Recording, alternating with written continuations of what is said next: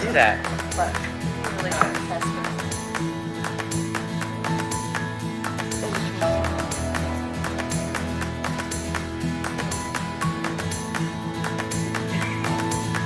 I like 8 o'clock. Gary does not like 8 o'clock.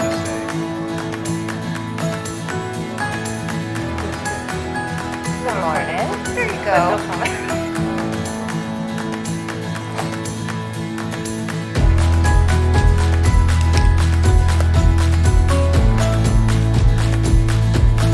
Okay, we're going to go ahead and get started. Good morning. You ready, Olivia? Sorry.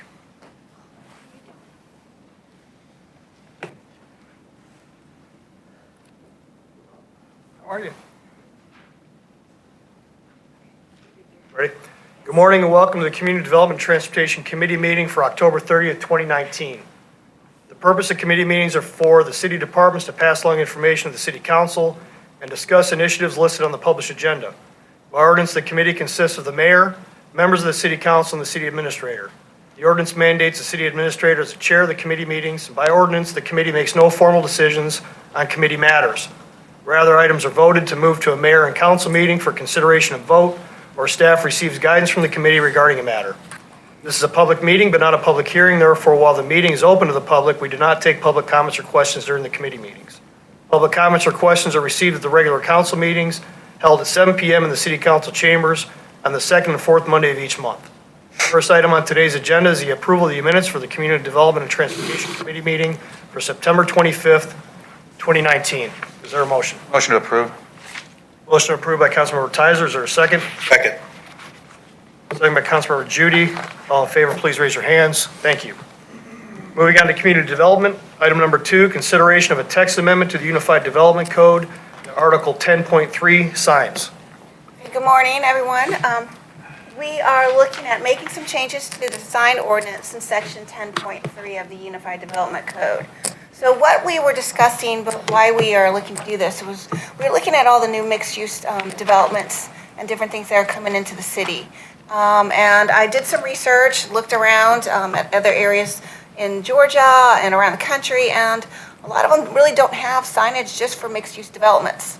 So we took a look at our existing code, and then we figured out what might be missing in the existing code, and we basically are looking at just making a few small changes that might help out new developments that we have coming into the city.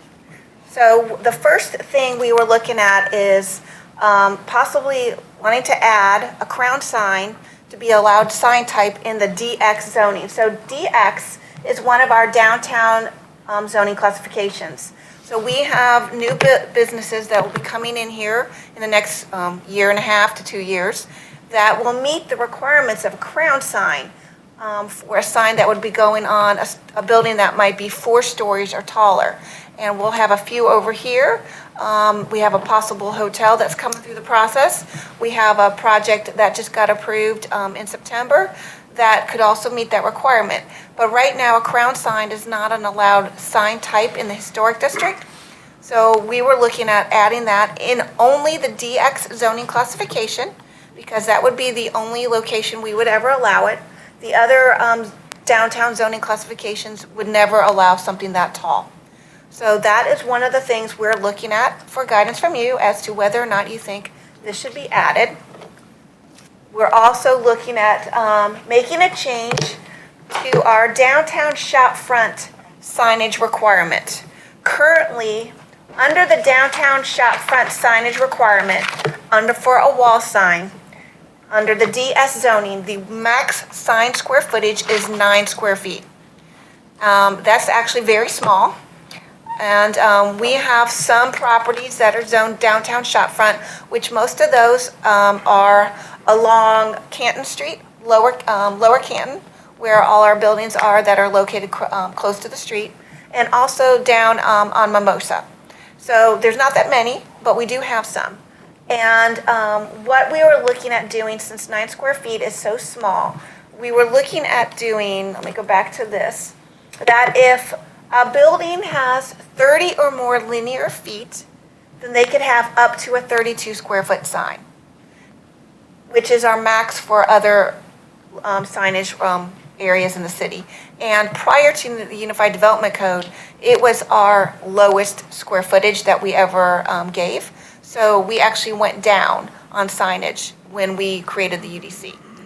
But if they have a storefront that has less than 30 or linear feet, we felt that maybe 18 square feet would be the max for those. We did take this to the HPC and ask them about this and see what their thoughts were, and that's what they felt, that some buildings down there, like the old Pastis building, it has a lot of store frontage.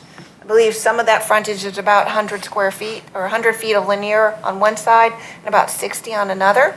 And the max of their signage that they can have is technically 9. However, what we did for them is we took the old Pastis signs and we gave them those at the moment. One of them was 17 and the other one was about, I think it was like 28. So what they'd be able to do if this is passed would be able to get up to 32 square feet. Now that just happens to be one of the larger ones, but some of the smaller tenant spaces that are 20, that might only have like 20 linear feet, might only need an 18 square foot sign. So that's possible, and that's part of this if you choose to take that through. The other thing related to the crown sign. So crown signs, if you look under the description on number 4, a crown sign can only be illuminated in accordance with section 10.324, except in the DX. So currently, under our crown sign, it can only be internally illuminated. However, in the historic district, all signs have to be externally illuminated. So we would have to add in and allow, if we add a crown sign into the downtown mixed zoning classification, we would have to allow it to be externally illuminated, since no signs in the historic district are allowed to be internally illuminated.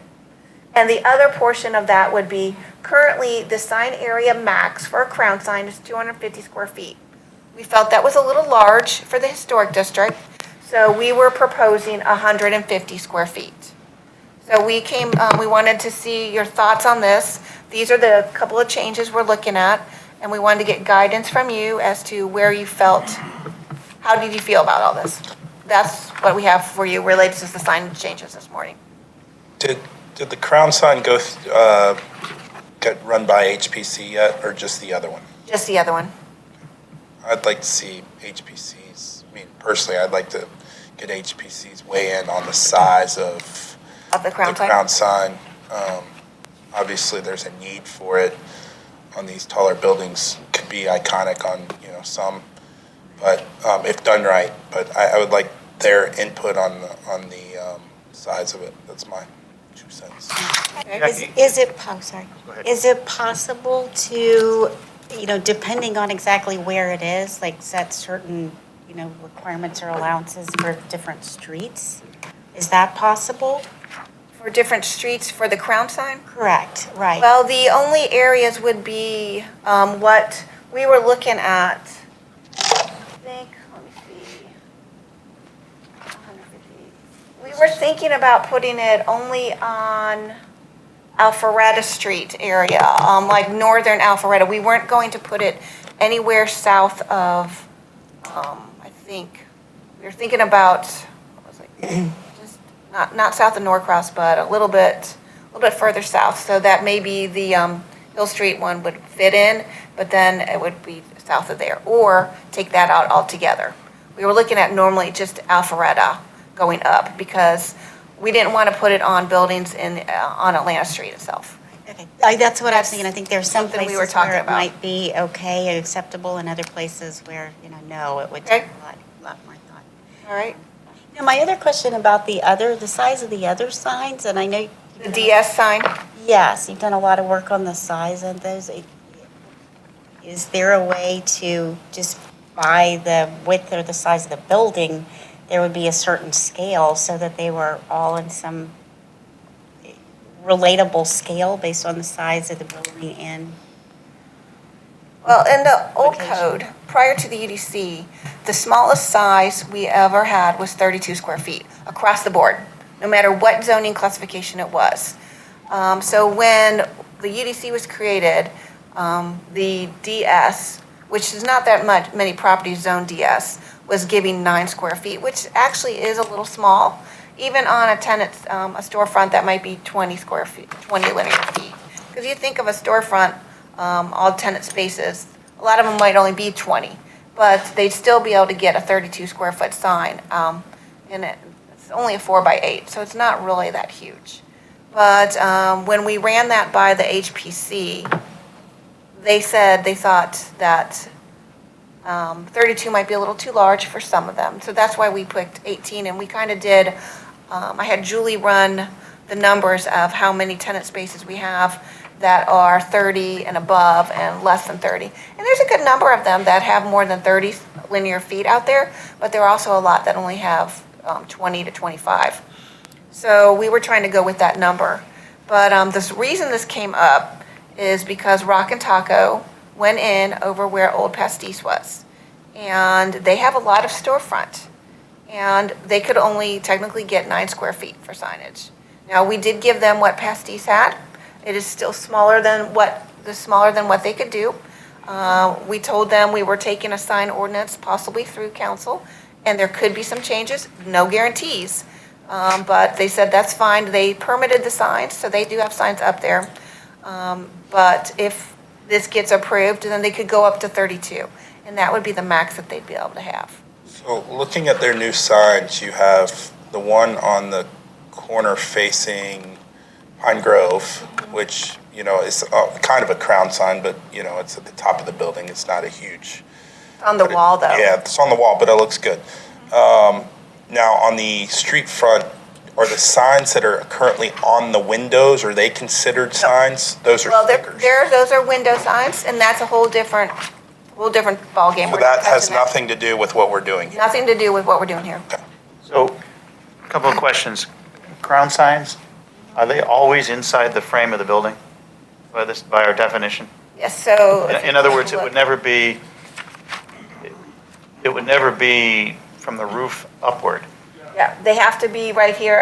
They're only allowed, first of all, they're only allowed on buildings at least 55 feet or 4 stories. Okay. They can never be on a building smaller than that. So essentially what happens by the time you throw the zoning classification of DX, by the time you throw in the historic district master plan, and by the time you throw in protected view zone and all the other, you're talking about very few potential places where this Yes. could even come up. So that's interesting to me. I just wanted to make sure you couldn't put it above. No. And then It the has to second. be, if you look at number 2 on there, it says a crown sign cannot be placed below the start of the highest floor and cannot extend above the roof line. Thank you. Okay. And then the other thing I just wanted to say is when you showed 32 square feet, in my mind, that seemed huge. When you said 4 by 8, okay, It's not so big. it wasn't so big. And I know that sounds silly, but I think you didn't show any examples of it, at scale. He wants I examples. think, which would have been very, very helpful Okay. for all of us. Because when you say 9 square feet and it's a 3 by 3 sign, I mean, you're talking about that big. I mean, it just makes it puts it into a more proper Perspective. scale, Okay. proper perspective, We'll yes. bring that back next month and take a look at that, and we can run it by the HPC and get their opinion on the crown sign, and bring some examples of 4 by 8 signs and some that are 9 square foot, so that you guys can get an example of what they are and see the perspectives. Thank you. That's it for this one. Agenda item number 3, consideration of approving tree bank fund administration project list for fiscal year 2020 and fiscal year 2021. Thank you. So a little bit of background just to remind you about the section in the UDC that covers tree bank funds. These funds are collected as a result of tree permit fees for the removal of specimen trees in the city of Roswell, and then it is used by the city for planting and maintaining trees in areas around the city, largely on public property, but they can also be on a public easement that has been dedicated to the city. They are, of course, subject to mayor and council. And the September committee, we did bring the original draft of the fiscal 20 and 21 project list to you. There were some requests made to change some of the funding specifically for the Hardscrabble Green Loop project at the Wexford subdivision, as well as for East Roswell Park. This body did move the fiscal 19 projects that were already underway and the previously approved 20 projects, which were just a couple of lump sum, not to exceed line items for rec and parks. Those were taken to council on October 15th. And we're returning today with the remainder of the 20 list and then there's the draft 21 list for your consideration. One of the questions that was asked of us at last committee was to see the revenues over the past number of years, specifically into the Tree Bank Fund. So I did provide that information in your packet. It's all over the place. And I don't have any idea how to guess what we may have in the coming years because we just really don't ever know who's going to be taking trees down and when that's going to occur. What you have in front of you today, as I mentioned, is an updated list or the continuation of the fiscal 20 list. It does include the transportation allocation, a revision based on the comments that were made, and then we, of course, would need a budget amendment for this, and then the 21 project list. So transportation allocation, there is $35,000 in change left over in this fund. The Transportation Department and I took a look at this and we decided to have this be the money that would be dedicated towards additional landscaping at the Wexford location as needed. I believe Mayor Henry had mentioned she was also going to be talking with Fulton County about getting money from them since it was their water line relocation project that did do the removal of that vegetation. I know those conversations are underway, but I don't know the latest status on whether that money would happen or not. So that's about $35,000. There's no plan associated with. I've got it listed as a not to exceed amount. That way, if there is more money left over, we can always use it on another project. But that would allow transportation to be able to move forward with a plan once we get a little bit further direction from the mayor regarding the money from Fulton County. And then from the Tree Bank Fund, these are the projects that we are bringing back to you. Rec and Parks had asked to increase their maintenance fund. You've already approved $20,000. They've asked for $30,000 just because of the number of properties that they're maintaining and the tree work they need to do. They have removed all of their other project requests for fiscal 20 and replaced it with the East Roswell Park Phase 2. This is about $80,000 and would be used to complete the East Roswell Park Improvement Plan. It focuses, just to give you your bearings, on the Art Center and up towards the park along Fouts Road where the trail is going to be going. Some of that work has already started and this would be a continuation of that project. And then transportation, all of the Hardscrabble Road, Chafin Road landscape plan that they've been working with Rec and Parks on would be the $120,000 line item. And then Environmental Public Works had requested a planting fund and a maintenance fund as well that could be used on some of their projects that they have coming up in the next year. Any questions about these projects? And then, of course, as I note at the bottom, there would be, as listed on the item, a $330,000 budget amendment that would be tied to this. It would come to the fund from the fund balance. There's a little over $600,000 in the fund balance as of the writing of this, so we wouldn't be depleting it and bringing it down to zero. Of course, we expect for some money possibly to be left over if it's not fully expended based on the estimates that we've got, and then other money that would be coming in. And then the fiscal 21 projects, this is the same, no changes as last time we presented to you. We just want to make sure we brought them back. Includes planting and maintenance funds for Rec and Parks, 3 projects, one at the front entrance to Hembry Park, some replacement plan for some work going on associated with the Physical Activities Center building addition, and then the front entrance at Big Creek Park. And then, as of right now, transportation doesn't have any requests for fiscal 21. We'll be revisiting this, though, in case there are some projects that come up in the next year that we would do during the fiscal 21 budget cycle. And then Environmental Public Works has their planting and maintenance fund request for fiscal, those should say 20, I apologize. Those should say 21, they say 20. I'll fix that. And that is it. I'm happy to answer any questions you have. Flip back to 20, please. Yes, be happy to. The Hardscrabble and Chafin, I think, is really important, and I'm glad to see that happening quickly. It'll look a lot better, I think, when you get 180 trees that look like they're probably around $750 each. And then I'm very much pleased to see that we're going to clean up the front of Wexford. I think that's really important to do also. And just as a summary, what we are asking is to move the fiscal 20 project list with the budget amendment forward to council. We typically also take the 21 list with it without funding associated with it, just to have that list there. And then we would move forward from that. Move to approve. Motion approved by Councilwoman Woolsey, Second. second by Councilwoman Judy. Any further questions or discussion? All in favor, please raise your hands. Unanimous, thank you. Jack, you need to vote? Nope. Okay. Item number 4, consideration of revised standard construction specifications. So I started working on this 4 years ago. And luckily I hired Danelle and she's finishing it. So the standards construction specifications and subdivision regulations, as they're currently known, were originally adopted in 2006 by Mayor and Council. They were revised in 2009 and 2012 to make changes to Section 2 regarding streets and Section 4 regarding the water specifications. And then since then, the Unified Development Code, of course, was adopted and effective in 2014.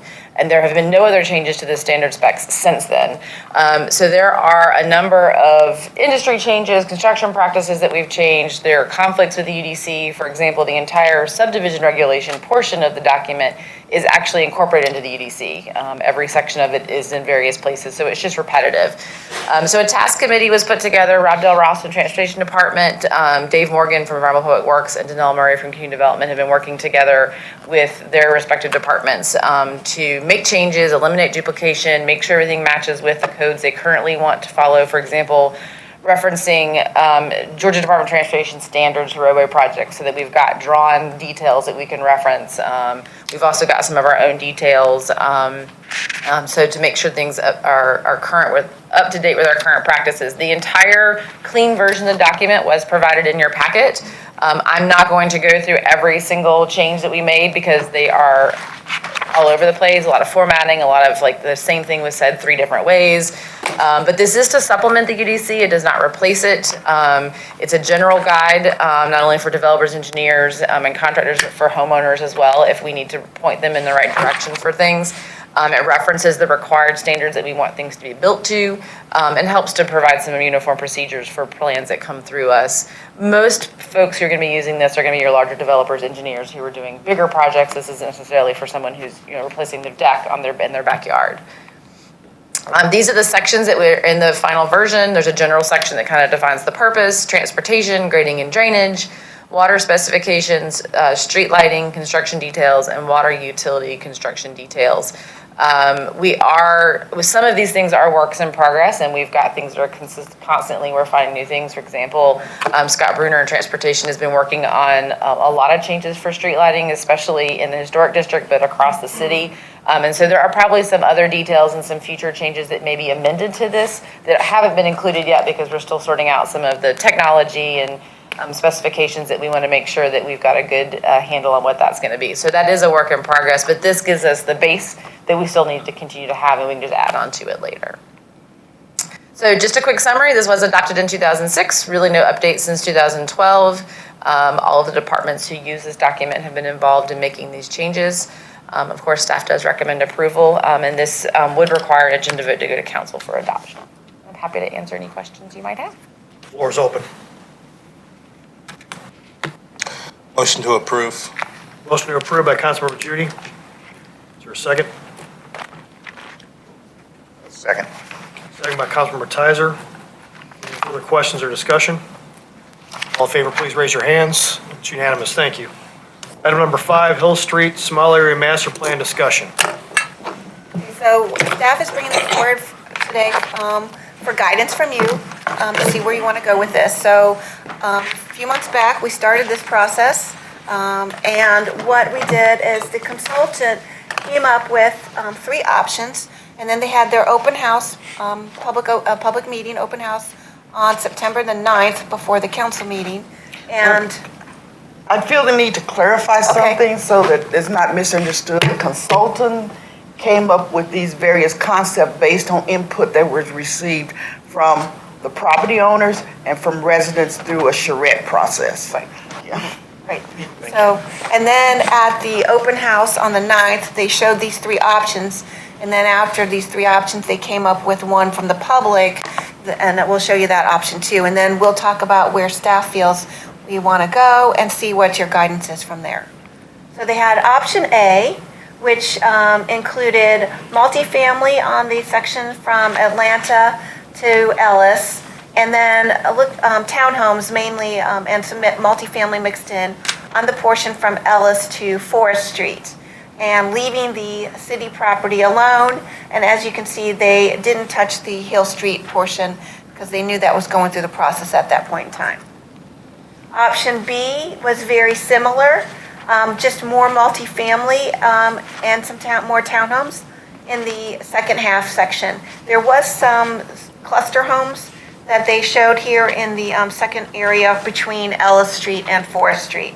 The area between Atlanta Street and Ellis Street pretty much remains the same on all three options. And then option C, they redesigned a little bit, added some streets, a little bit of different sections on the section between Ellis Street and Forest Street. So those were the three options that were discussed throughout the charrette process with the stakeholders, the property owners, and all the public that came in through the process.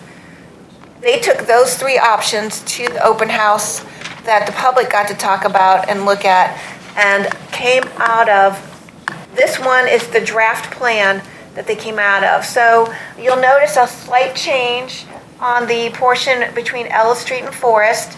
The property owners who own the properties on the corner there also own another piece, so they wanted that to remain the same. Plus, there's a historic building on that section, so that is not being changed on that corner there of Ellis and Hill Street. So, and then what they've tried to do is tie in the streets, make some interparcel access there. The stakeholders and the owners liked this one the best. The public liked this one the best. So this is the one that has been drafted and has come out of the entire charrette process over the last, I guess you'd say 5-6 months when they got started with this. So, so this is what we have at the moment.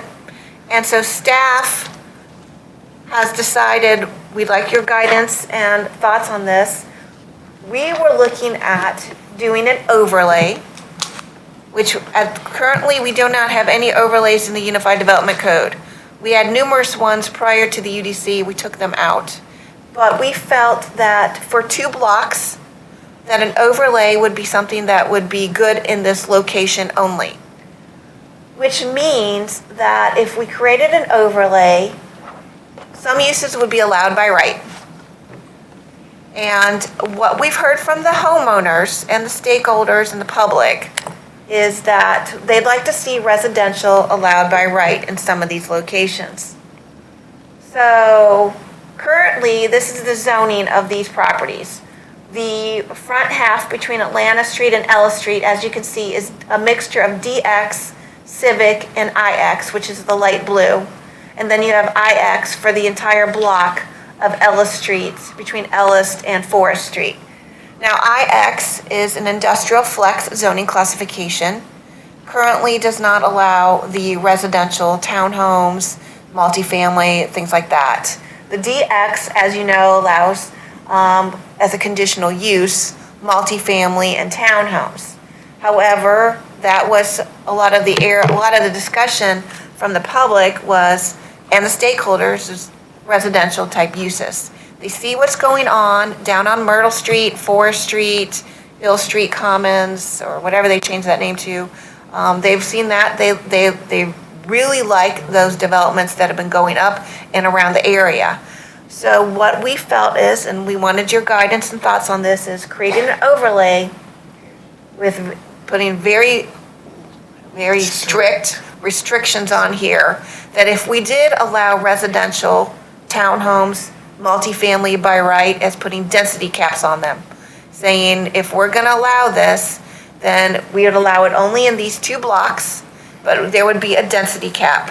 And that way, if somebody come in the future, if the homeowner or stakeholder or property owners who own one of the corner pieces, and they're showing multifamily and a mixture of some townhomes, somebody would know, okay, this has been approved, this has been adopted, this overlay is here. I can still do my industrial business that I've had here if I want to continue that for the next 10 years. Or if I'm ready to retire and I want to sell, I can do townhomes by right, but I can do them at this density. So that's what we brought forward to you to discuss. We wanted your guidance. This is not ready to move forward from this. We figured this will be coming back to another committee. We wanted to see your thoughts on this. And if I may, and I'll confess publicly, I'm not that big of a fan of overlays, but in this particular situation, it makes sense. And the reason that it makes sense here is that we have property owners that want to maintain their current, basically, light industrial uses, but they also want some flexibility for in the future when they want to sell it or their heirs want to sell it, that will be standing there. And that's the real purpose of an overlay. And the overlay only works the way it should work if the property is entitled to go to that overlay level. Couple questions.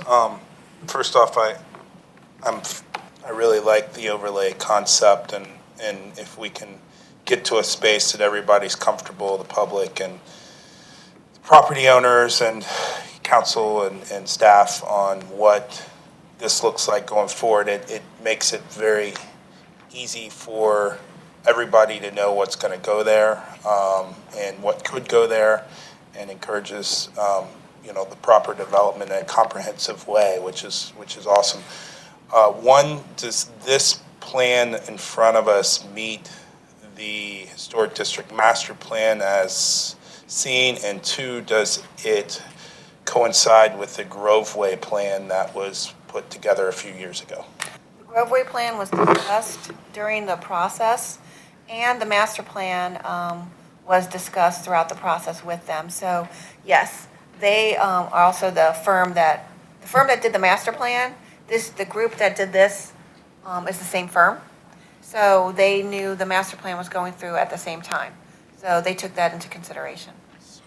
Perfect. So what I'd like to see moving forward on this is, and I hope everybody else would like to agree on this, is we have some very serious, question and answer sessions to make sure people know that if this goes into place, what happens and what the deal is, and because we say we held a charrette and we put this in place, and everybody says, well, I didn't know about the charrette and I didn't come. So what I want them to do is make sure that we publicize this and we get the input we need on this as we move forward.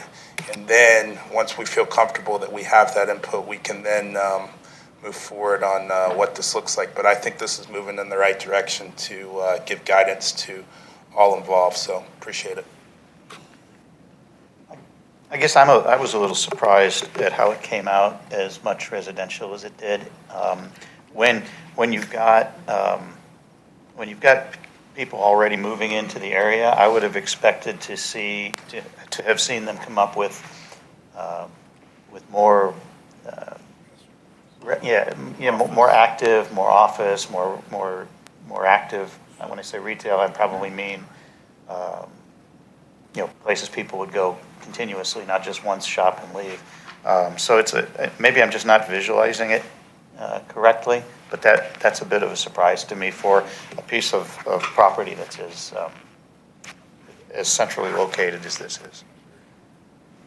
So I know it went through a charrette process. I know the public weighed in on it, and that's what kind of surprises me a bit. Well, is it just shown there, or is it all residential, or are there some areas that are commercial So office? the portion between Ellis and Forest, yeah, here we go. Okay. This section here was all residential, but this section here was a mixture of residential and commercial office uses. So that portion was not all residential. But the section between the second block, they were looking at all residential there. So Jackie, when it says multifamily over commercial, would it have to be that, or could it be all commercial? It could be all commercial if It that depends on ends how up you coming write through. the overlay. Yes, the overlay has not been written. Right. That's why we're coming here first to discuss this.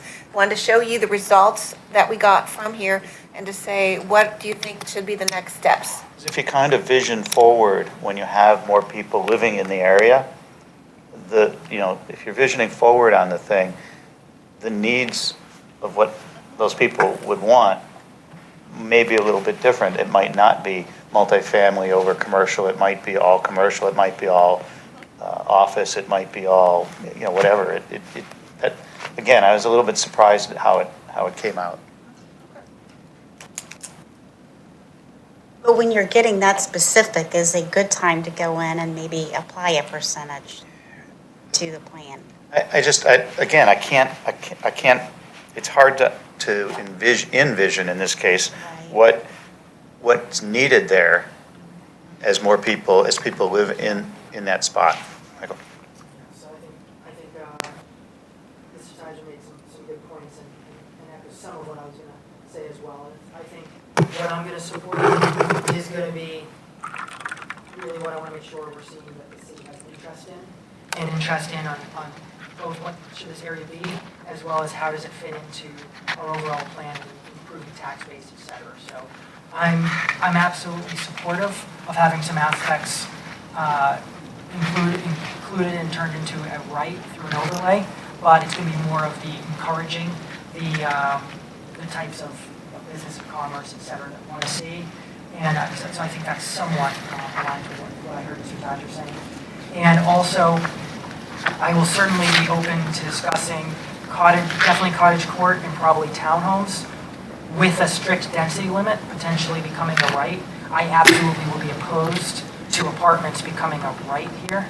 That's something that I do not think should just automatically be a right. That is something that I think should have a very specific public process for which currently exists. So those are my initial reactions. So I have a couple of questions. One, how many charrettes have been hauled already? Well, they started out with we had, And then my second question would be, how many people attended? How many residents attended? we had, So if you have a list with all of them, to know exactly how many people really attended. okay, so we started out with stakeholder meetings with, what they did first was just the property owners and just to discuss and say, this is what we're looking to do. And then after they had a stakeholder meeting with them, they had the charrette. They walked the site, they had the charrette, and we had a lot of people that came through that day. And it was a 4-hour meeting. And they sat at 2 tables and they just had some sketches. And then the public sat down at the tables and talked about said, well, we like to see this here, we like to see this here. And so they drew up plans while the public was here. I'd say a good 50 people came in during that time period. So it was from like 4 to 7 or 3 to 7, something like that. It was a 4-hour time period, and we had a lot of people come through. And they stayed and sat at the different tables because one of the they rotated out. They rotated back and forth because one of the consultants worked on one portion of the block and the other consultant worked on the other half. So the people sat at both tables, so they'd go back and forth. So from that charrette, they came up with the 3 options. And then they showed the 3 options. We held that, let's see, it was around we did it from 4 o'clock to about 6:30 on a night before council. We had a lot of public come through. We did it in the atrium, and a lot of people came and commented. We got comment cards. How many people came? I can't say. I would say a good number.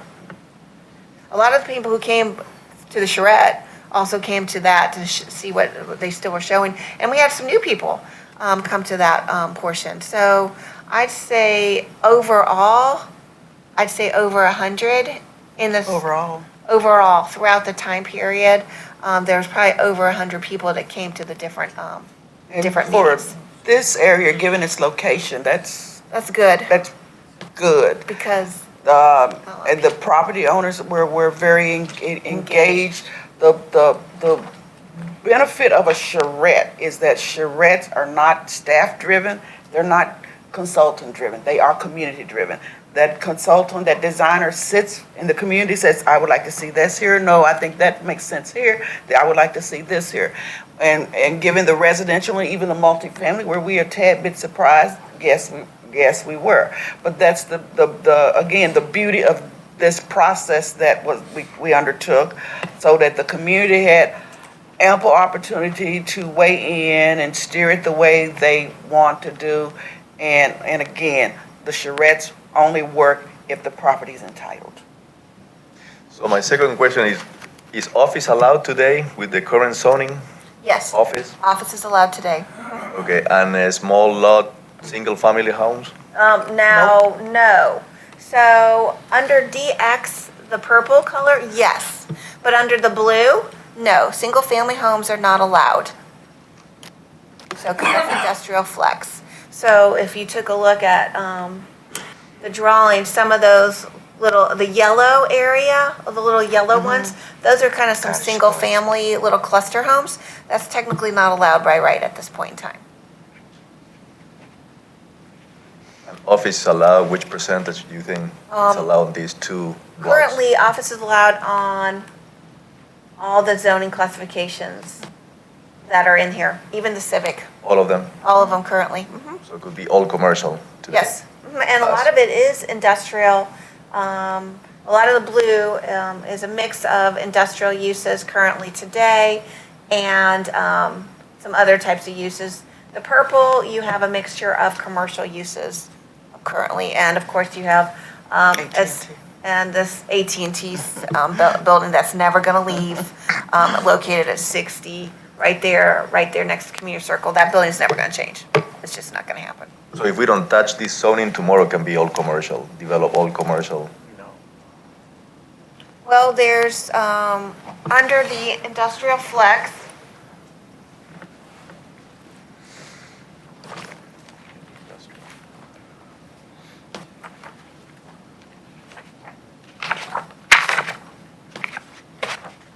okay, so under industrial flex, commercial uses that are allowed.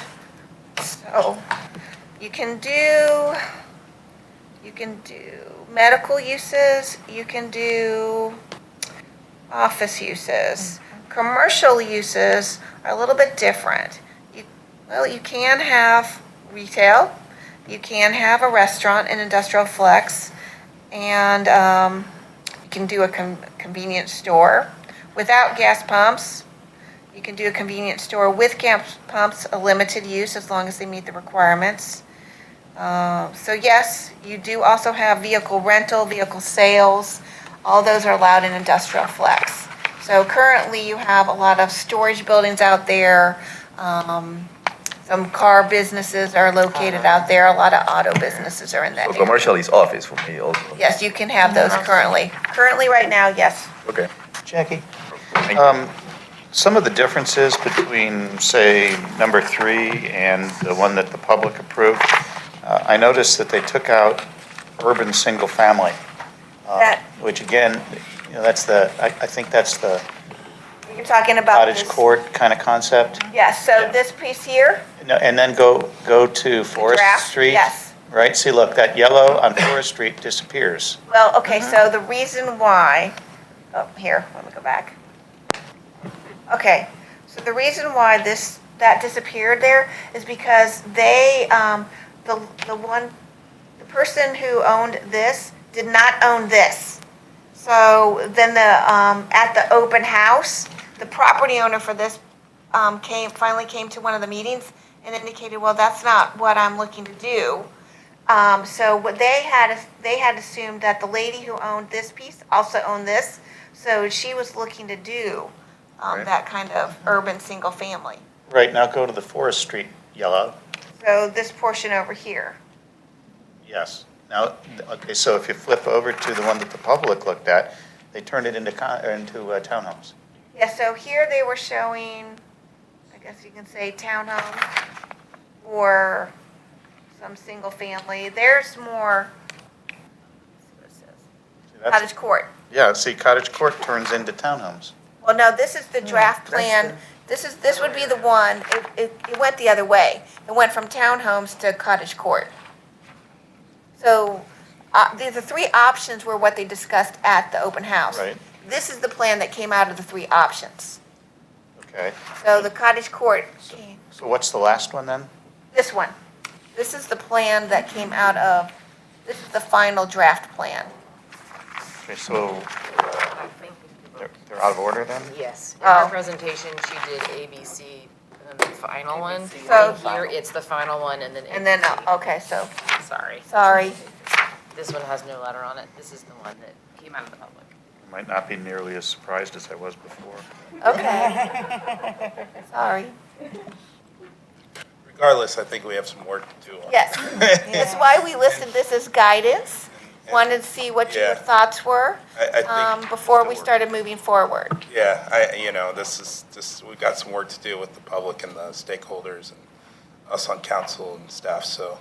We wanted to show you where we were and to see what your thoughts were moving forward. Awesome. Okay, and that's all we had. Anybody else have any more comments? We can take some more notes and we can discuss, I guess, next steps at some point with you. That's all we have. Okay. Thank you. Moving on to transportation. Item number 6, consideration to amend sections regarding street types in Article 11.4 streets of the Unified Development Code. Mr. Del Ross and Mr. Ralph.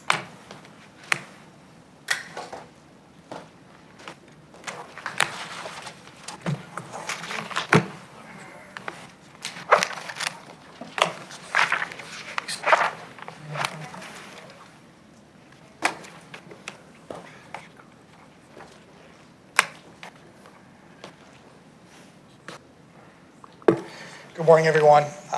Item number 6 this morning.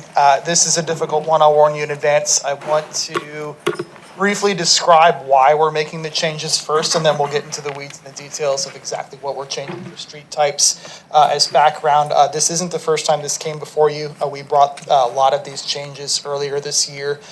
From staff perspective, we decided to take a pause and address the functional class map first. So that was brought to you in June and adopted with very little discussion. A lot of those changes were some back and forth changes for non-state routes. Some of them went from arterials to collectors, and some of those went from collectors back to arterials. Those were adopted this summer. Now we've decided to come back and hopefully address some of the street type issues that we talked about earlier this year. First one should be the easiest one we talk about. This was brought to you before. We would like to add the red sentence below. This, believe it or not, still comes up to this day, and we are hoping additional language will help alleviate some of the concerns from staff perspective. The definition of an alley is a public or private thoroughfare which affords only a secondary being the key word, means of access to abutting property. We would like to add the sentence beneath it, alleys shall not be used as the sole access to a property. Question? So definitely agree with that and support staff's recommendation, which I would guess probably the majority of council does. What I'd encourage, the way I remember it, is there's certain aspects like this where, if I remember correctly, everyone agrees on, and I think there's certain items that were more of opportunities for debate. And what I wouldn't want is because there might be a disagreement or need for more work on one of the items you have, I wouldn't want to slow down or delay the ones that, that have unanimous support. Just something to consider as you think about how you want to go about this. What we were planning on doing at the end of this item was seeing where consensus lies and working with our planning and zoning director afterwards to either schedule those for initiation, going to council, or take some of them and come back with additional changes, depending on how the discussion goes. Next change, you will see later in the presentation, we are removing 3 street types. These 3 street types, both a combination of not being used and not necessarily with the middle one. My opinion is it never should have been in there in the first place. It's primarily an issue of them not being typically applied. Since the UDC has been adopted, they're not being used, so staff would prefer to remove them.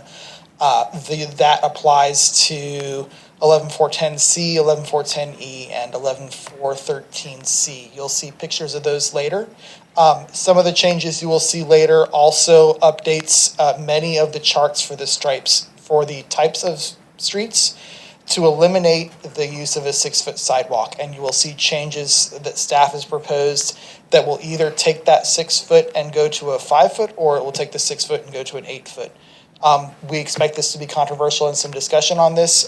From our perspective, it's a question of functionality. And from as engineers, our opinion is that a 6-foot sidewalk, that extra foot of concrete does not operationally add any value to a 5-foot sidewalk. If you want to improve a 5-foot sidewalk, we would encourage you to go straight to 8th and go to that multi-use increased number of uses. There's no added value from our perspective for that additional foot of concrete. So you'll see some changes later where we currently have 6 in the code.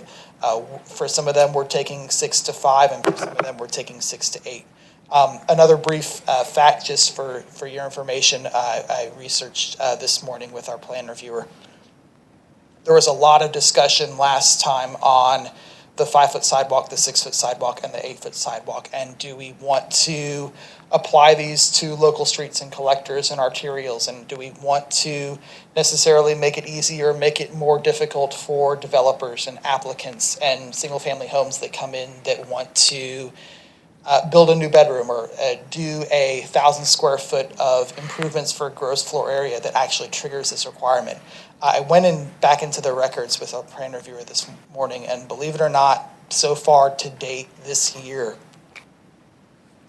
we've had 30 single-family homes come through our process that triggers streetscapes. So yes, this is a consideration for a large development project that would come to you for approval through the council. But this is also regularly applied. I mean, we've done 30 of these so far this year in the past 9 months.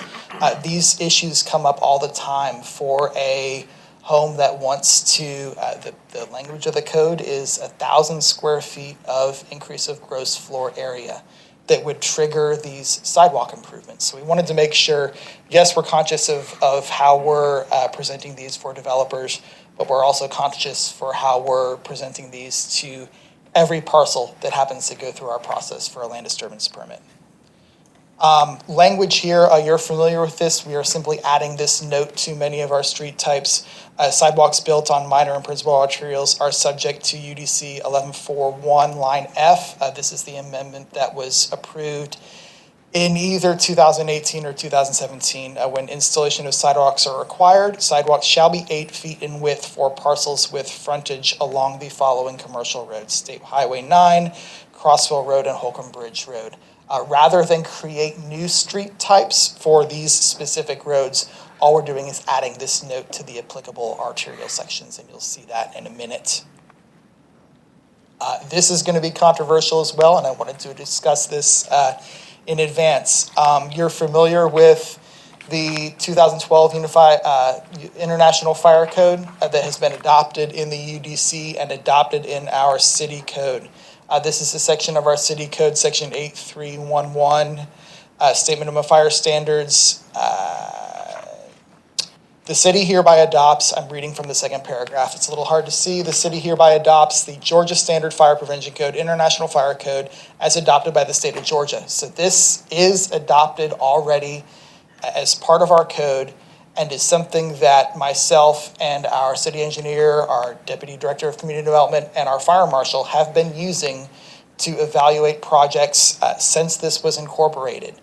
Something you may not be aware of is letter D in the below area, Appendix D, and you'll see a revision for this in a second. The minimum road width per the International Fire Code is 24 feet. That is the width of asphalt, from the edge of the asphalt to the edge of the asphalt, not including the gutter, not including any kind of shoulders. Believe it or not, we did have several street types in our previous version of the UDC that did not comply with that, and several of the changes that you will be seeing today in later diagrams bring those street types into compliance with that Appendix D. So what you see on the screen. Give me 1 second. What you see on the screen is the section of the city code where we acknowledge the International Fire Code, and this is actually a page out of the Appendix D itself, putting the highlighter on this section here where we say access road with a hydrant. When a fire hydrant is located on a fire apparatus access road, the minimum road width shall be 24 feet exclusive of shoulders. And that was amended from 26 to 24 by this body in February of 2002. Question before I move on to the types? No. Yeah, I've got a quick, maybe not a question, more of a statement. A lot of this seems to be pretty in depth, and the discussion's going to need to be in depth, especially like what you just said and the sidewalks and all this. I don't know if this isn't better suited for a work session to go through all this, because this is just it's a lot. That's the consensus of this body. I'll stop talking right now and we'll just schedule a future work session. Go ahead, Marie. No, I was gonna say, I would agree. I mean, and I'd like to see some examples of some streets that would be affected by this, either some photos or just tell us where to go and look and what the differences would be. So just to help visualize, so it's not just sketches. So I partially agree. So I think for the sidewalks, certainly, obviously, I'm very opposed to reducing the widths of required sidewalks. So I think that's going to require a lot more discussion. This one, it seems like it makes sense to me if you're showing some guidance from really fire safety, et cetera. But I think it's a longer discussion. But I'm wondering if you have other ones like the first one, which seems to me like it's a lot less complex and technical. And I'm wondering if there's ones that are less technical that we can discuss and kind of separate that from a work session. If I'm reading between the lines, we have consensus on the alley discussion, but you would like to save the street width and the shoulder discussions for a future work session and not even bother talking about that further this morning?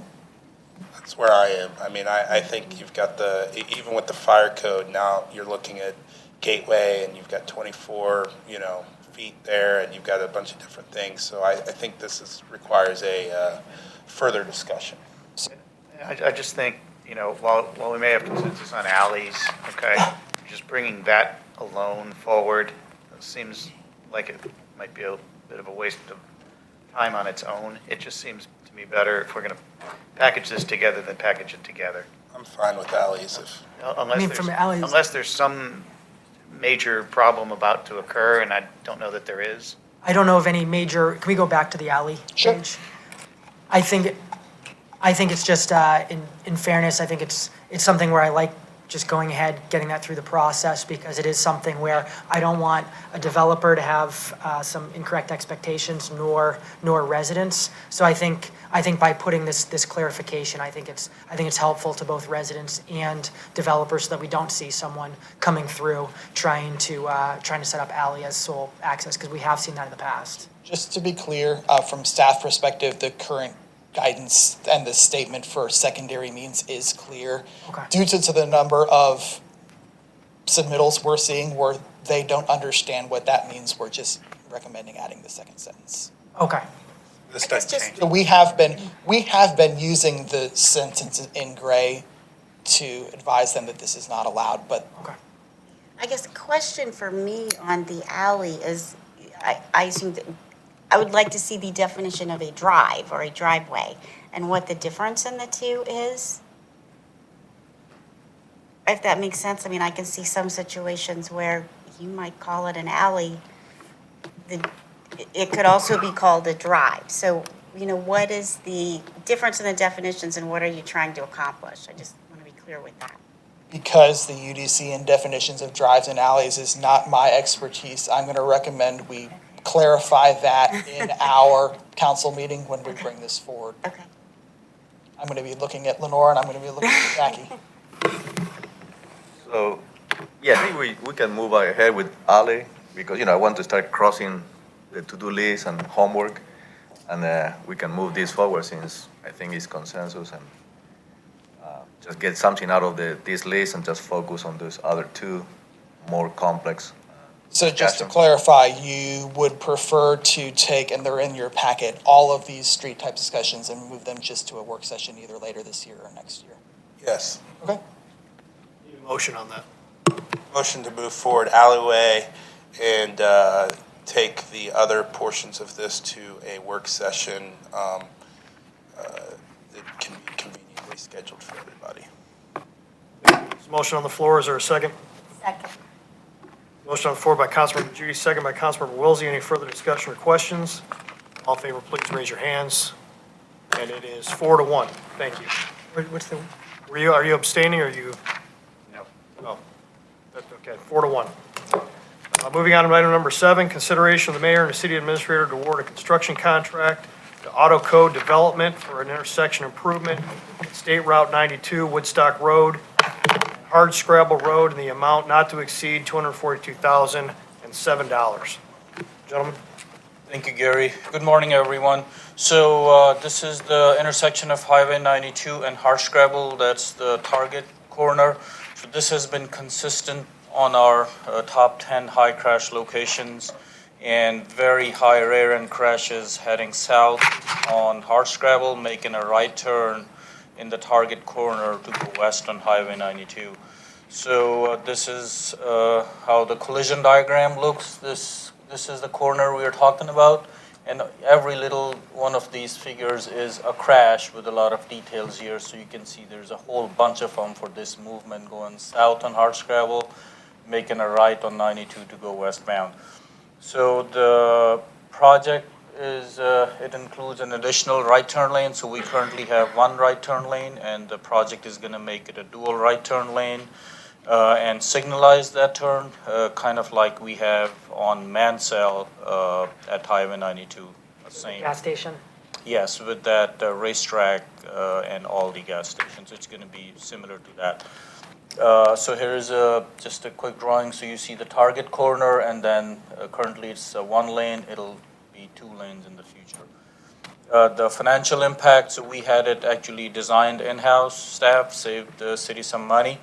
And construction funding was approved in last fiscal year. Thanks for doing that. We know safety is high on your priority list, so we had $250,000 approved last fiscal year.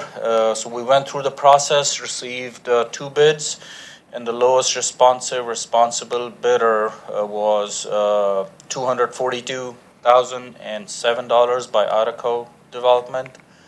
So staff recommendation is to move to a future council meeting for approval to award the construction contract to Artico Development in the amount $242,007 from the project funds. Any questions?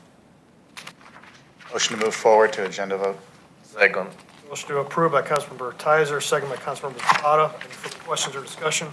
All in favor, please raise your hands. Unanimous, thank you. Item number 8, consideration of the mayor and the city administrator to award a contract modification to CMES, Inc. for the Hardscrabble Green Loop project in the amount not to exceed $127,141.74. Thank you, Gary. So not a fun item, but it's part of the work that we do. So Hardscrabble Green Loop project. This is just a project graphic. So this is King Road. This is Hardscrabble. So we did a complete street project along Hardscrabble, built a roundabout at Chafin, and continued all the way up to Etris. So the project is 100% complete. We cut the ribbon a couple months ago. And you already approved a change order in the amount of $375,000 at the June 10th council meeting. The detailed breakdown of that change order was $125,000 paid by the Fulton County for their water line. The city paid $100,000 for additional multi-use trail work and some additional paving cost, $150,000. So the total of the first change order that you approved was $375,000, and I remember myself saying that this would be it, this would be the last change order, but there were certain things that the contractor didn't bring up to our attention, and we had to make some other changes. So here we are, we have a second change order request. So the main reason for this second change order is so whenever the length of construction duration is more than a year, GDOT allows, and this is mostly still GDOT's funding. The agreement we have with GDOT and the contractor, it allows the contractor to submit for any asphalt pricing adjustments since the construction duration was considered long, so it was more than a year. So that allowed the contractor to submit some adjustments for the asphalt pricing. So the asphalt pricing basically went up during the year. And at the time of the first change order, the contractor did not notify us that they had intentions to do that. So the bulk of this current change order request is for that. The amount is $103,290. And then in addition, there is a $23,851 additional work that's caused by the striping we had to do. We had some issues with the roundabout at Chafin. We had to do some additional striping, and then at the intersection of Hardscrabble and King, we had to do some additional loop work, so that additional $23,000 is coming from that. So the total request is for the second change order is $127,141.74. So the total, just to give you an idea, the total project cost, if you approve the change order today, the total project cost, including design right-of-way and construction, is $7.3 million, and GDOT paid $3.7 of that. $800,000 came from Fulton County for their water line, and the city's total cost is $2.8 million. And I have some construction breakdown underneath if you want to look at that. So the financial impact, of course, the current change order request is $127,000, and we need that to kind of close out the contract with CMES.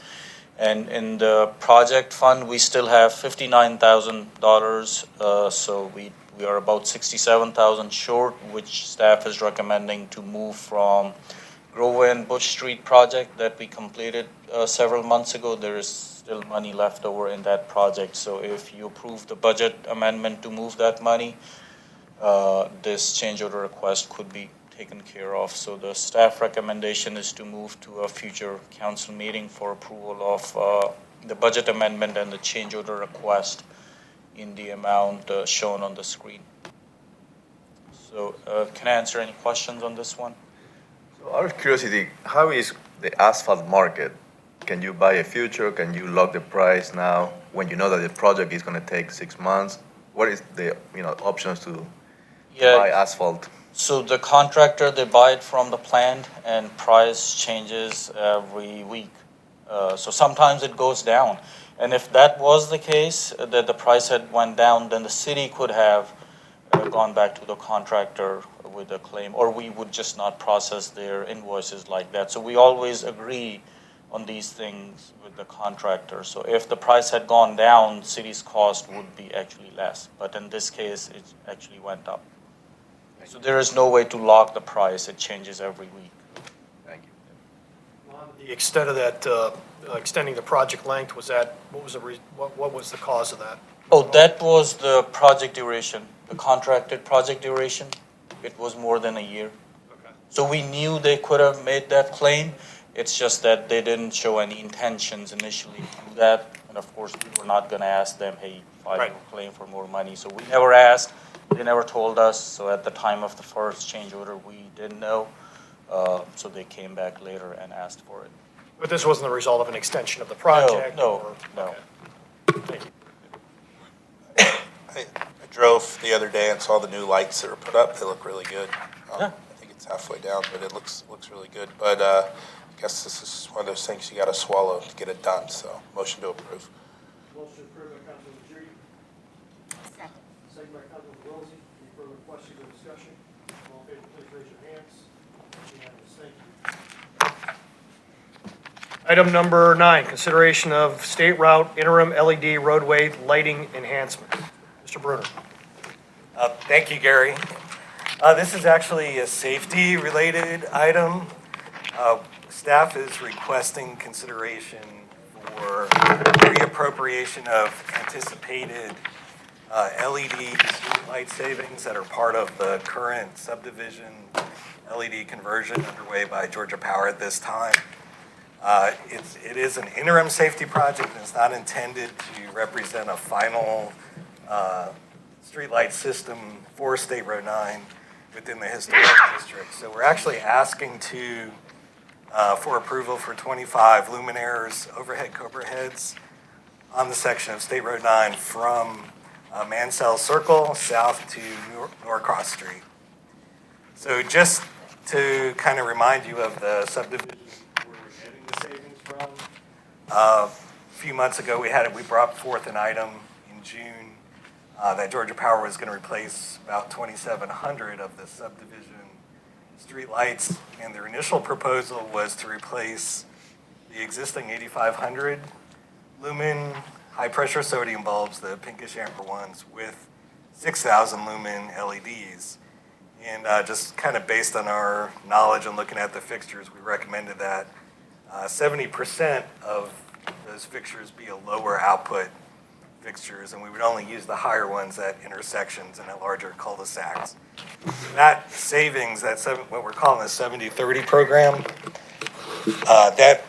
that resulted in a estimated savings of $127,000 annually, and actually the newest estimates are actually about $136,000.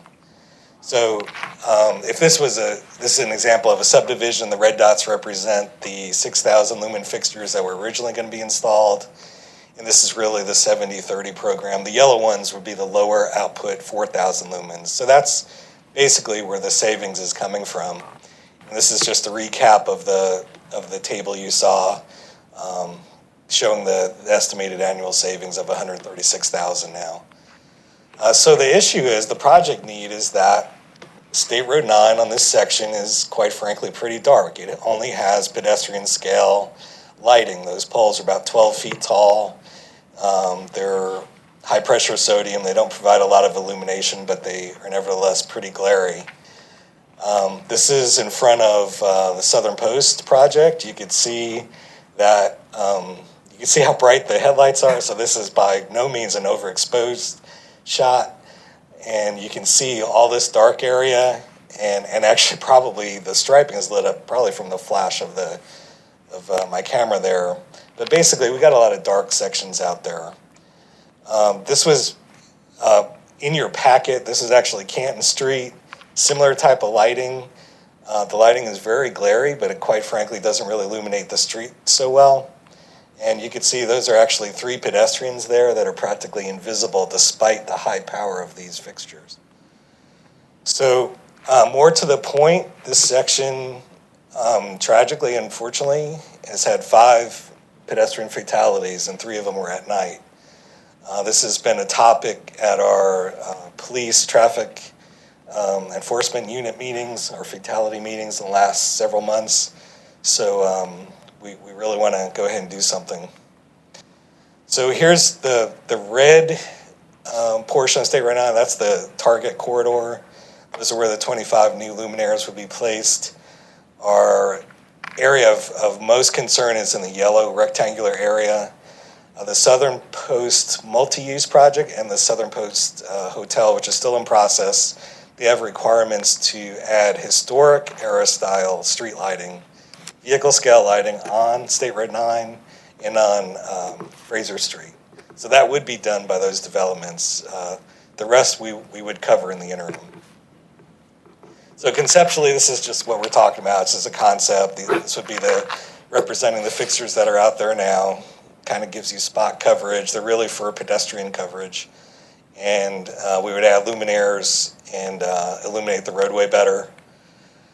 Here's an example. There's a luminaire over the Hawk pedestrian crosswalk near the elementary school. And you can see that even just the one LED luminaire provides tremendous safety benefit for that crosswalk compared to the rest of the roadway. This is State Road 9 on Oak Street, which already has the type of luminaires that we're talking about. So you could see pretty big difference on the lighting, illumination on the pavement. So compared to that, so if you see, that's really the difference. There's been some talk about concern over the actual color of the lighting. So you can see from the color chromatic scale that indeed these lights are the warmer white 3000 Kelvin lights. They're not in the blue spectrum. I'm very sensitive to sunlight. Grew up in South Florida. They don't bother me at all. But it is, some people might be sensitive or might take some getting used to. But those are the lights that we plan on installing. So the financial impact, in your backup, we said that maybe $25,000 to $30,000 of initial cost for the arms and all that. Georgia Power advised us yesterday there's not going to be any installation costs, so we can use that money for something else. The annual energy maintenance costs associated with the 25 fixtures is going to be about $4,000 to $5,500, depending on the fixture we use, and that would just be offset by the estimated $136,000 annual savings in our energy bills with Georgia Power. We already saw about $34,000 last year. So there really is no net new cost. It's just a reallocation of funding.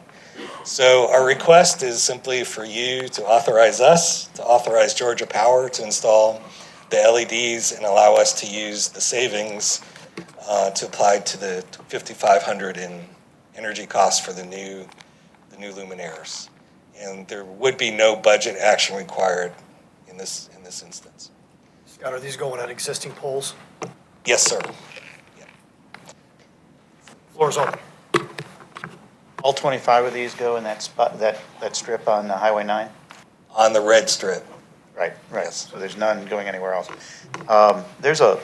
We've received a number of letters. There's a lot of confusion amongst the public, kelvins, lumens, all the discussion about, the lights causing, people to get headaches, all sorts of things. These aren't residential, so I'm supportive of what you're trying to do here. I think this is a safety area that clearly needs to be fixed. But I would encourage us to figure out some way to let our citizens know what the differences are, right? And what it is we're doing. That message doesn't seem to be resonating very well. Okay. As it relates to the residential areas. What are we putting in? What does it really look like? Why are we doing it that way? Is it a cost savings or is it really a safety or a better lighting? I think all you have to do is go to one of the large home improvement stores and stand in front of the light bulb section, and it'll give you an idea of how confusing this sort of thing is. Which ones do you buy? The soft white, the less white, the Kelvin, right? And I think some kind of educational process would be very, very helpful. So people knew what we were doing, why we were doing it, what the different color and brightness options mean, what it looks like. I think that would be very, very helpful. We actually, that was part of our public announcement that did go out. And we have drafted several pretty detailed emails. But yeah, I guess we can try to go ahead and do that on the website. Yeah, there's got to be some way to help people understand, I think the things that community development did with some pictures really helped us understand some complicated parts of the historic district master plan. And I think there's got to be some way to communicate what that really looks like. Okay. This is clearly a safety need, and I appreciate all the work that you all have done to come up with a solution. So I think, I absolutely support the need for increased safety. Just a question I have is, can we go back to the screen for the costs? Right here. That one? Okay. So, yeah, the one that you just had before that. Yes, this one right here. So it's fantastic. There's no installation costs. The question I have is just curious, is our annual cost significantly higher because of the no installation costs, or is it either way, those would be our annual costs, or how does that work? It's the same. It's a regulated cost per fixture, and because it's a government regulated fixture, they're not charging us the installation cost. Thank you. So in other words, today we're paying the same amount today? For the identical fixtures that are on State Road 9, it's the exact same cost we are paying today. Okay. For the others, per unit, per luminaire. Thank you. Motion to approve. Second. Councilmember Wilsey, any further questions or discussion? One more question. So LED lights have required the same amount of maintenance than what we have today, technically? In general, no. No, the high-pressure sodium burnout, usually every 6 to 8 months, and these can last 5 to 7 years. Okay, so we're paying the same maintenance cost for something that technically costs less to maintain than the technology we have today. That's true. And this goes through the Public Service Commission, so the power companies get to kind of make their arguments, but so there is a higher initial investment with the LED fixtures, and also like for the subdivisions, for example, they're all going to be controlled wirelessly, so they're actually building a wireless network in addition to that. So some of the energy savings that theoretically should be transferred to the consumer is kind of, back embedded into the technology costs, capital costs. But this is regulated by the state? Yes. These aren't negotiated. These are set by the Public Service Commission. So, yeah, that is a good question, and we have asked that question many times over the years. And I know the answer I have mostly gotten is that Georgia Power is going to tell us that they have to maintain the whole system, not just the light, not just the fixture, not just the pole. There is a lot of infrastructure underneath the ground, so those maintenance costs are coming from their responsibility of maintaining the network, the whole network, visible network and the one that's underneath. So that's how they calculate the maintenance cost. So they're saying that still stays the same. Thank you. And also just wanted to add, it's my understanding, since this is just authorization within the budget line, that we're not requesting the budget line change, it does not have to go to mayor and council. So is that correct? Any further questions or comments? All in favor, please raise your hands. Unanimous, thank you. Thanks, Jens. Item number 10 under administration. I'm going to bring this back in the regular cycle. I asked Marley to add this because I thought we were under the gun on time. We're not. So I'll bring it back. If you guys have questions, we can talk about it, but I have nothing to go over today. So if not, Recreation and Parks, item number 11. Consideration for the mayor and or city administrator to award this Roswell River Recreation and Concession Services contract and award to Nantahala. Mr. Pruitt. Thank you, Mr. Palmer. Morning, council. Mr. Hosey. Good morning, Mr. Pruitt. Olivia and Tammy. This is a joint project between the Purchasing Division of Finance for concession service along our river parks. We had a pre-bid meeting where there were 3 companies represented. We had 2 submissions. We had an extensive grading scale provided by the purchasing manager, and the apparent clear winner was Nantahala Outdoor Outfitters, I believe is their proper name. And they have references with National Park Service for many years and in different states as well. So we're recommending, along with finance, to approve them to be our concessionaire for the river parks.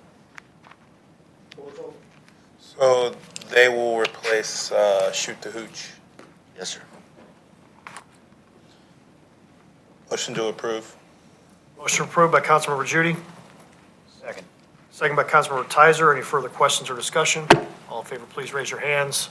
And it's unanimous. Thank you. We are adjourned. We're going to take a 5-minute recess, and then we'll come back for the work session.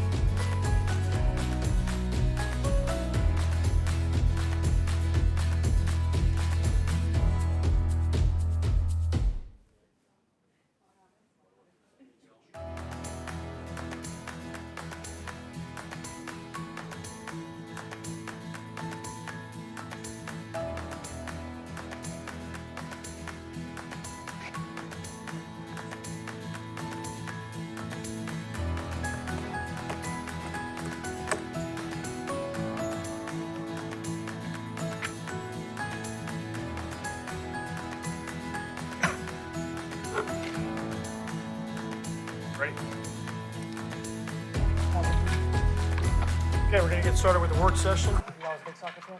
We have 2 items on the work session today, which are going to be hosted by our Transportation Director, Mohammed Rauf. First item on the work session agenda, discuss the City of Roswell Bridge aesthetics for the GA 400 Holcomb Bridge Road Interchange Bridge and Georgia Department of Transportation Express Lanes Bridge. Mohammed. Thank you, Gary. So I'm just going to start with some background. So once again, a lot of information, so I'll try and touch each and every one of those.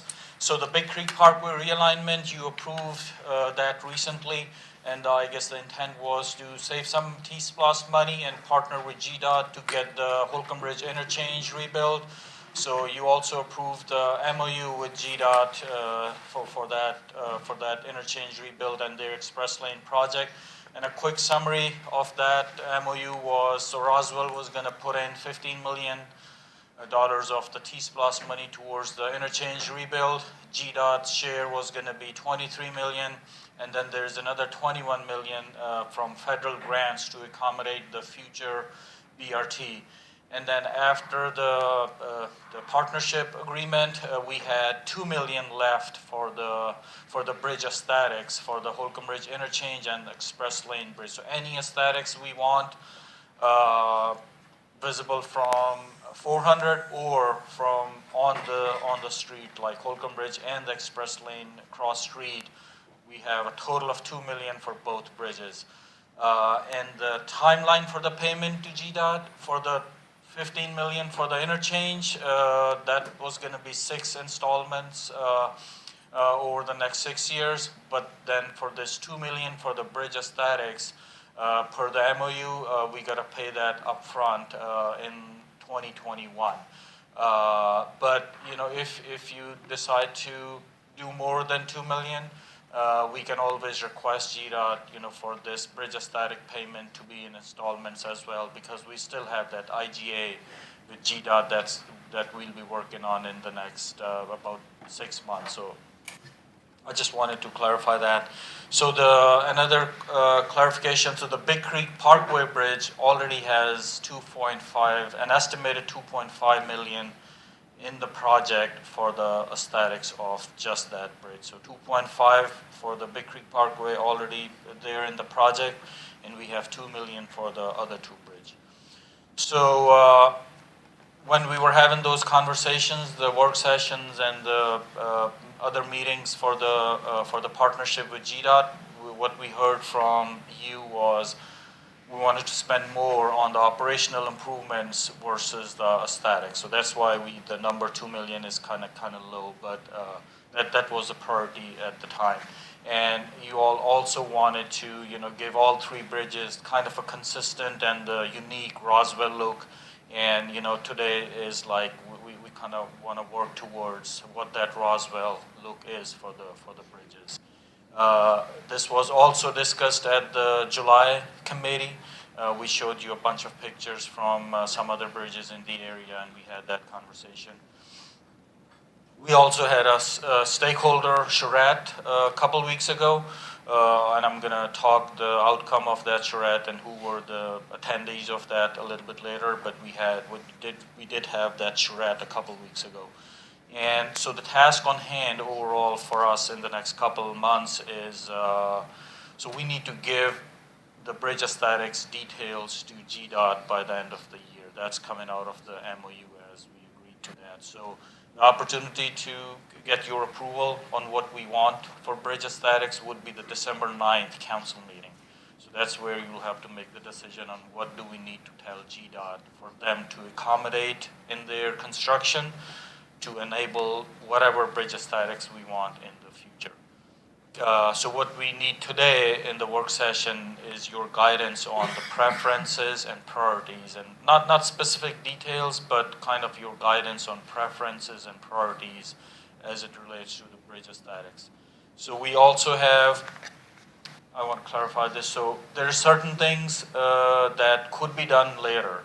GDOT doesn't necessarily have to accommodate anything during their construction. We could still do them later, like If we wanted to do landscaping within the loop ramp, that could be done later. GDOT doesn't have to do anything, so we don't necessarily have to tell them that. I thank you for this background. Just a quick question.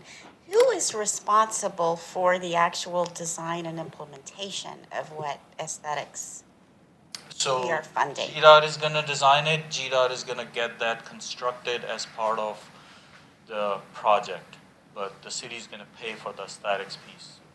So what is the city's input? I mean, how do we make sure that the city has?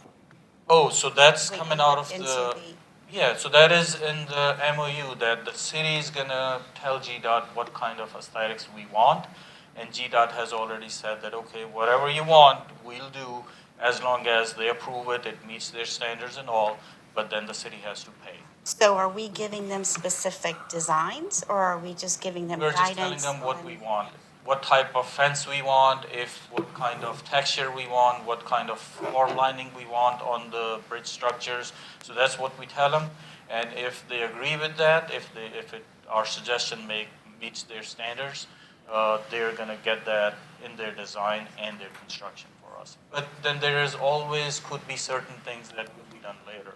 Like as an example, if we wanted additional pedestrian lights on the Holcomb Bridge, as you are going across Holcomb Bridge. If we wanted those, what they could accommodate now during their construction is just some conduit. If you don't want to pay for the whole thing now, we can only tell them, hey, put some conduit in the concrete for future lighting.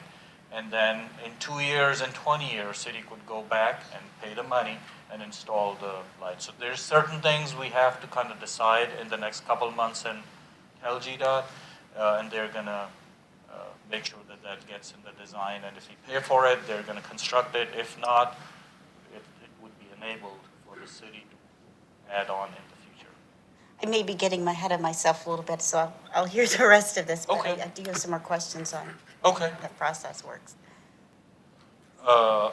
So just a quick schedule. So we did the charrette a couple weeks ago, and today is the work session.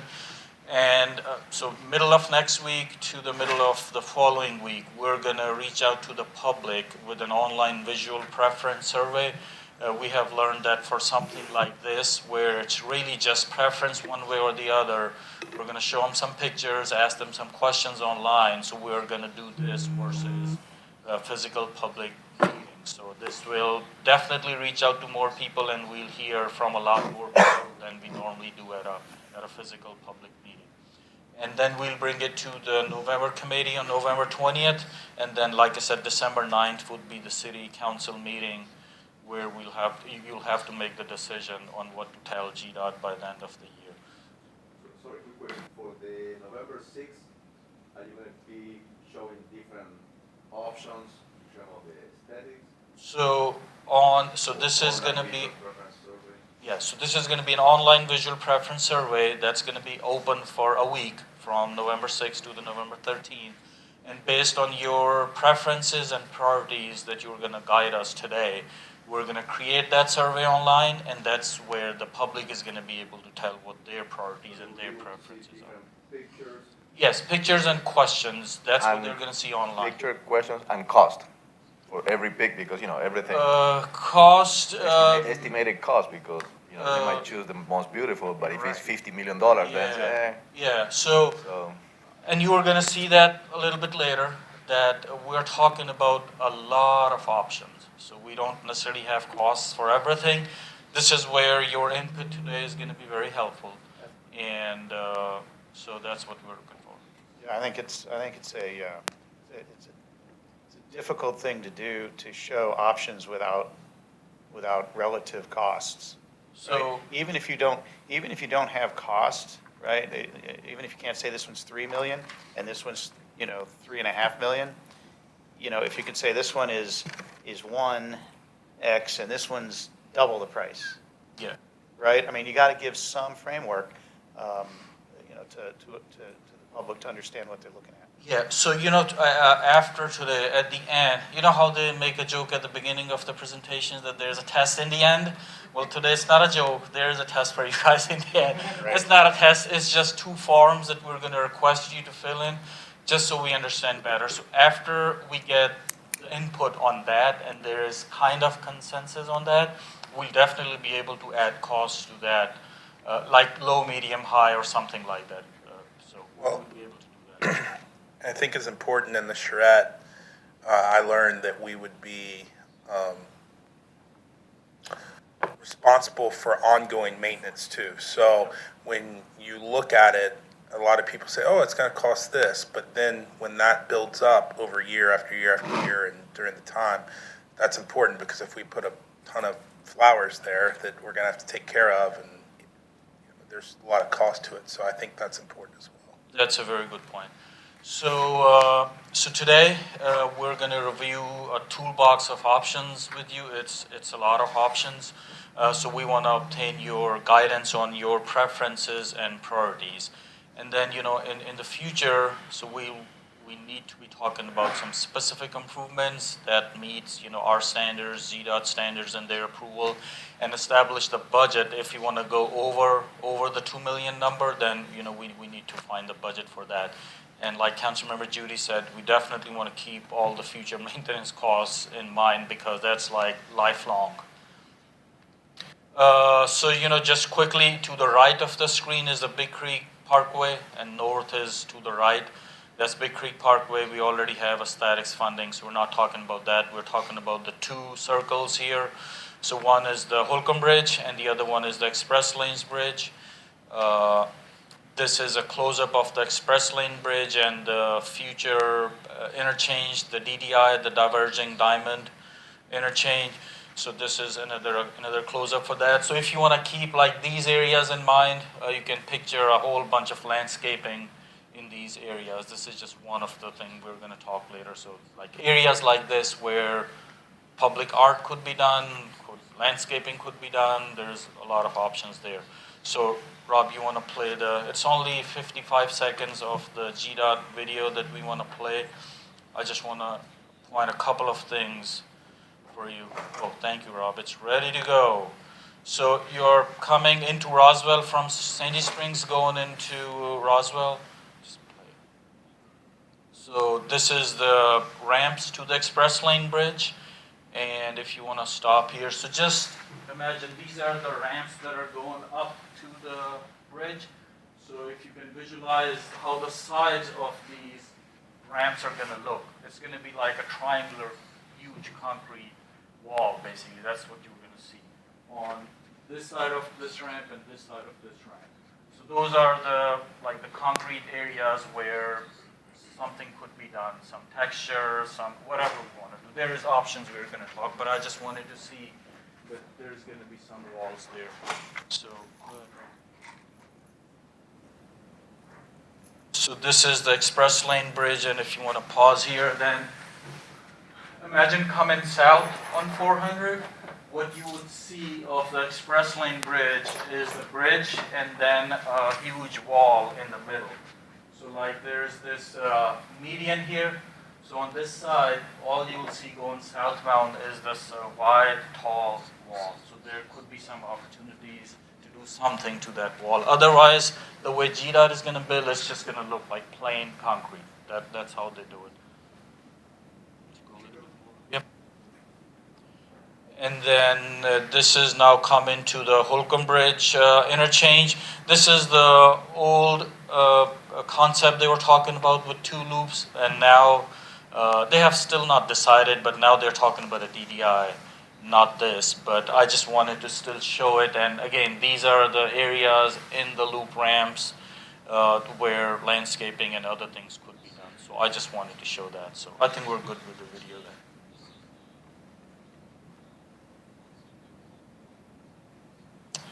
So next is just a couple of slides of whole bunch of pictures. So these are the two local DDIs, Jimmy Carter and Windy Hill Road.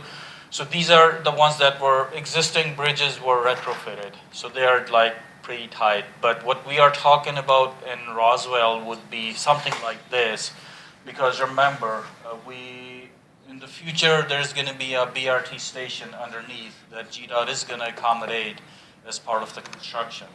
So There's going to be a gap between the two bridges for the elevator and the staircase to get access to that BRT station. And also, all pedestrian movements of even the crossing going along Holcomb Bridge, all pedestrian and bicycle movements are happening here in this area in the middle of the two bridges.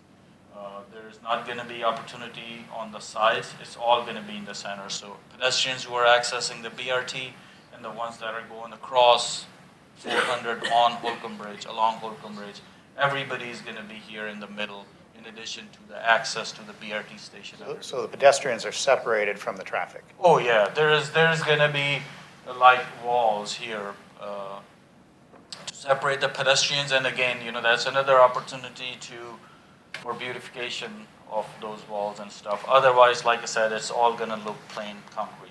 And it's going to be all built at the same time? Because I don't see the pedestrian there.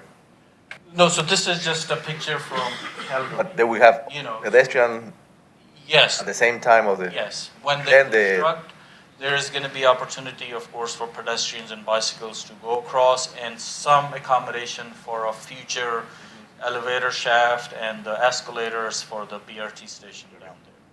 Thanks. So this is coming out of the Holcomb Bridge corridor study that the city completed in 2013. So top left, you see some aesthetic features, and in the top middle picture, you see textured crosswalks and some landscaping, and then on the top right picture, you see the fence and some brick texture on the bridge, all to make it look pretty. And on the bottom pictures, you see the same stuff, how the fences and bricks could look like, and the benches, trash cans. These are all different opportunities that could be looked at.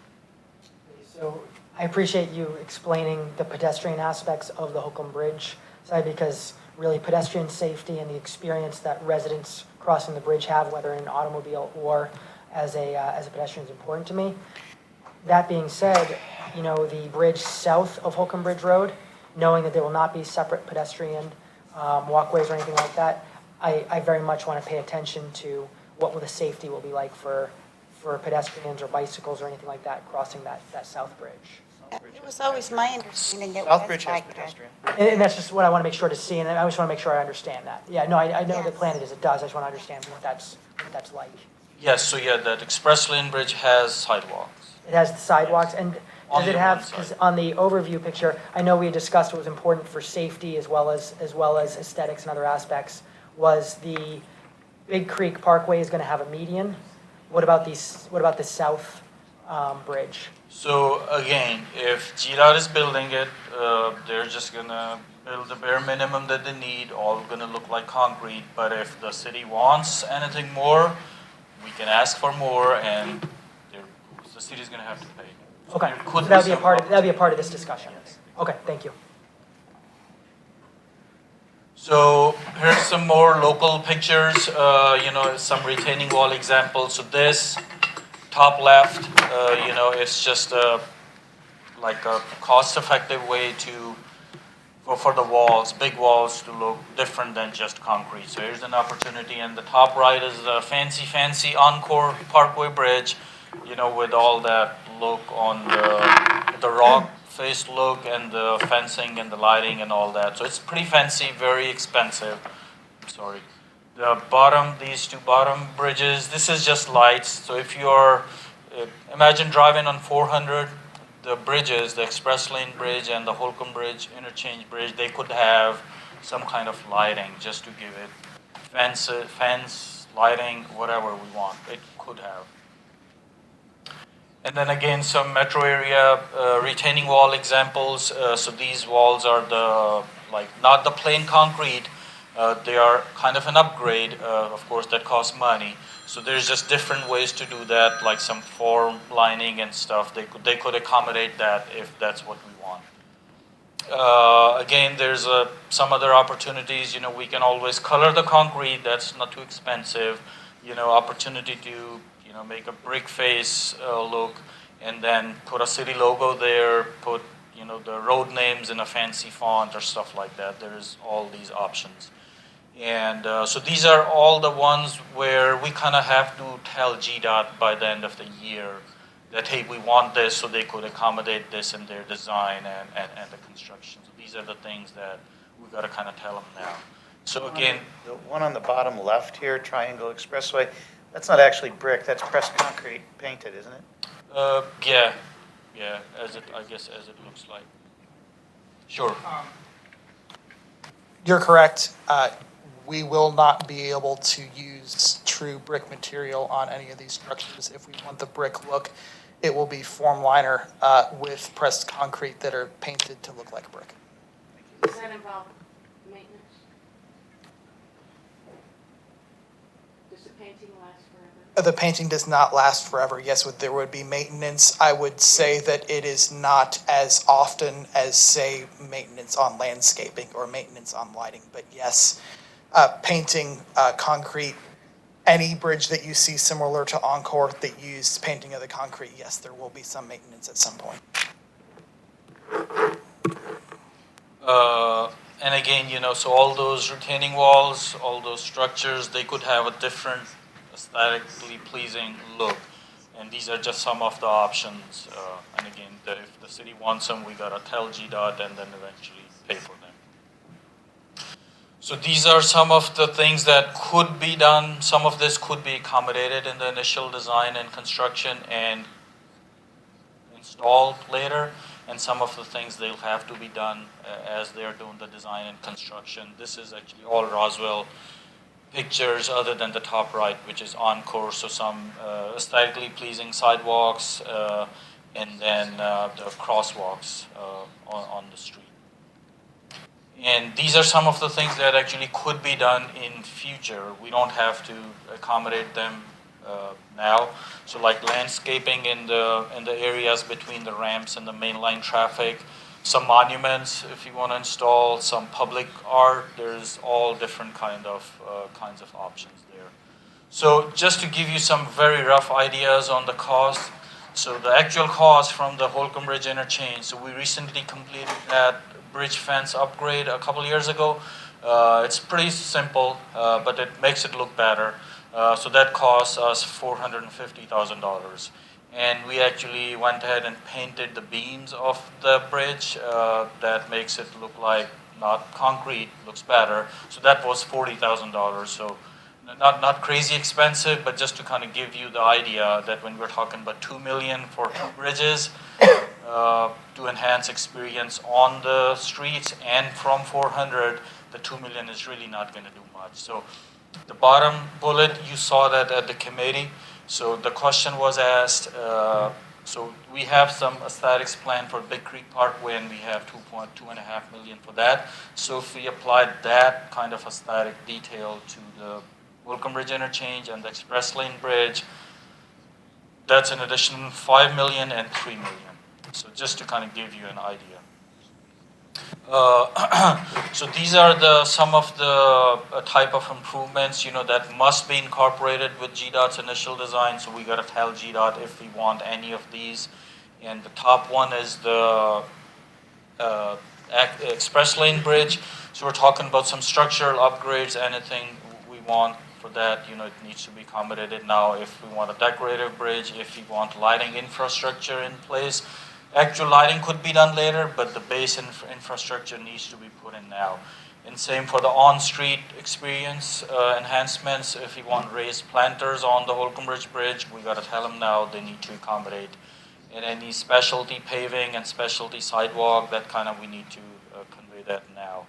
And same for the lighting infrastructure could be put in now. And certain things that could be done really in the future, we don't have to tell GDOT now, are the decorative lighting, as long as it was accommodated initially, and under the bridge beam painting and stuff, and then decorative railings, signage, art, some green wall elements.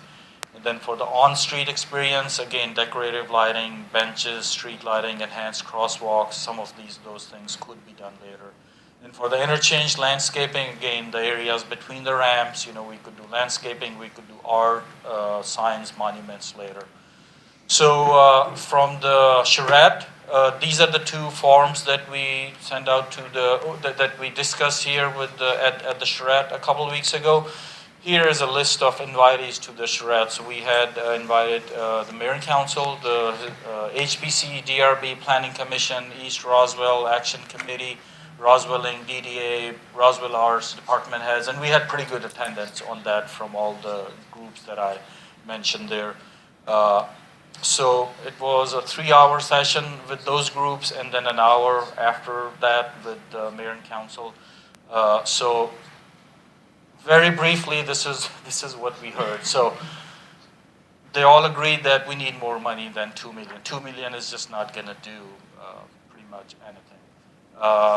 They said that the aesthetic elements on the on-street experience, like if you're driving or walking along Holcomb Bridge and along the Express Lane Bridge, that experience is much more important than the experience that people are going to feel as they're driving on 400. So they all were kind of in agreement that we want to spend more on to enhance that experience on the street, not necessarily from 400. And of course, they said the Holcomb Bridge interchange is a lot more important than the Express Lane interchange. So I guess that's where they wanted to spend more money. So my thoughts are that second bullet is exactly what I was thinking this whole discussion. So glad to see that that's in line there. For me, the third bullet, though, I think the HBR interchange is absolutely very important on what that looks like. The same on the actual road, but I actually feel the express lane one, that is going to become, just a great connection for the east side and west side. It is important to me that it's something that's safe and has a similar aesthetics, and for that reason, that's why I want to discuss that one potentially having either a full median or even a partial median to make it more similar to how Big Creek Parkway will be, and I assume HBR will be as well. Yeah, okay. I mean, that's a good point. And if you think about it, if driving north on 400 after the river, the first bridge is going to be the Express Lane Bridge with those 2 ramps going up and with those walls on the side. So yeah, it could all be equally important. But keeping in mind that I agree with the second bullet, that my focus is not what it looks like from 400 as much as what does it look like for Roswell residents that are that are on the bridge. I think there's some issues operationally with what you just said, to try and put a median there because of the turning movements. Well, that's why I said a partial median, so I don't expect you to have the same, a full one.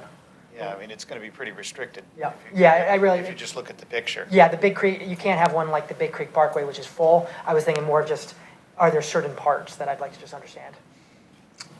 For the second point, I agree completely, but I also think that the 3 bridges from 400 should have an element that ties them all 3 together that shows you're in Roswell. So whether it's a color, whether it's a sign, whether it's a planning, where you know that these are Roswell's 3 bridges. I think we should prepare for that, if we can fund it, right away or in the future. But I think that that's very important as well because, when you get to Encore Parkway, well, that's the start of this.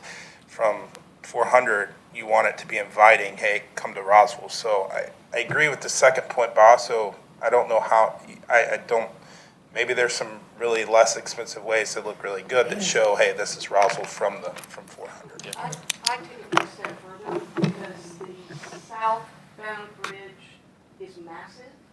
Holcomb Bridge is massive, or will be. And, folks in Roswell are coming home too. And when you get, I think that the view from 400 is equally important to the view crossing over 400. I think that's very important because not all of Roswell, we all know, we all leave in the morning and come back in the evening. So I would venture to say a lot of us are on 400.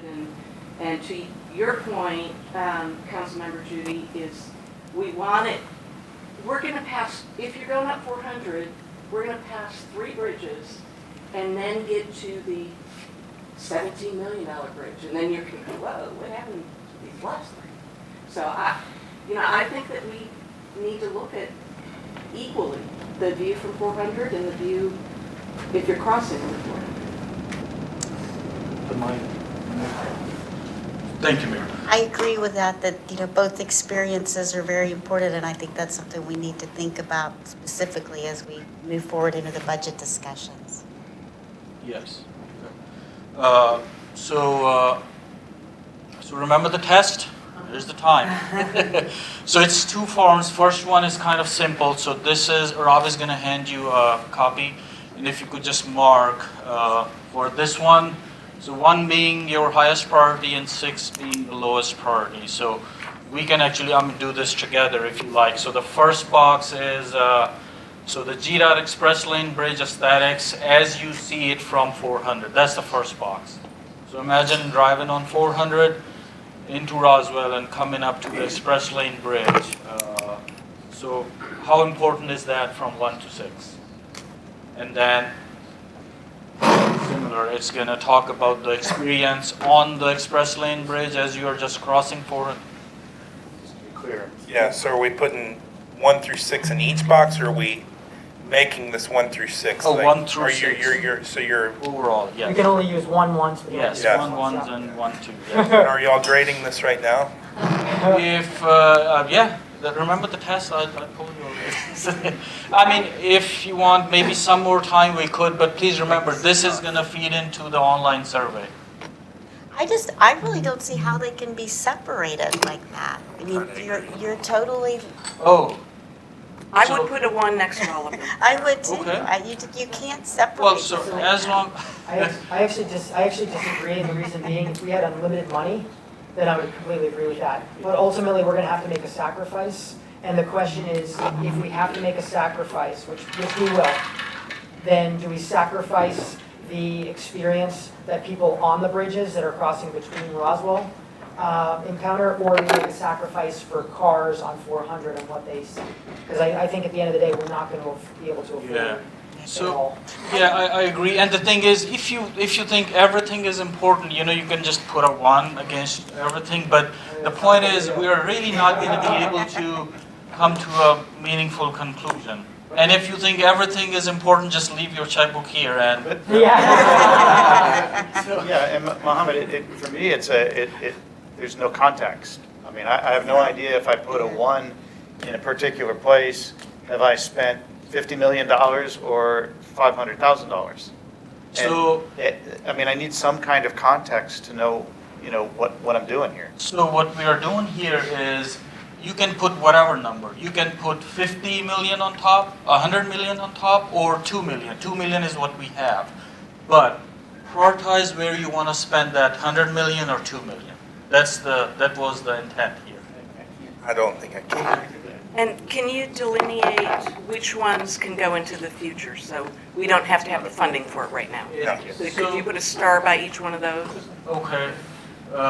So it depends on what we want. On the experience from 400, if you're talking about just painting the beams, then yeah, that costs maybe $50,000. But if you're talking about a fancy fence and a brick look and all that, that could be a couple, 3, 4 million. So it's just a wide range of what could be done. Is it possible to see a high-priced, mid-priced, and a low-priced visually? Yeah, we actually, we talked about it, but it was just too many. So since we're now discussing that, so this is actually the second piece of paper you were going to get. So this is basically, it covers everything that we have taught today. This is our way of, we were just going to ask you to circle on what's important to you. Again, if you want to say you want to circle everything, then yes, circle everything, but then we got to have the money to do all of that. Can we maybe start with this though and see if there Yeah. are certain Okay. priorities that? So yeah, person have Rob, or- you want to hand that one out? So we can. And then I have a question, because some of them, like for example, the express line ramps, they could be aesthetic and could be operational. For example, I don't know about the noise level that the new big ramp wall is going to generate and bounce into either side of the 400. So I don't know if this is a material that not only will look good, but also will reduce the amount of noise generating by this big wall that they may even amplify the noise of the cars. So I don't- That's a very good point, and it could be handled the way you said it, or have some noise walls on the other side.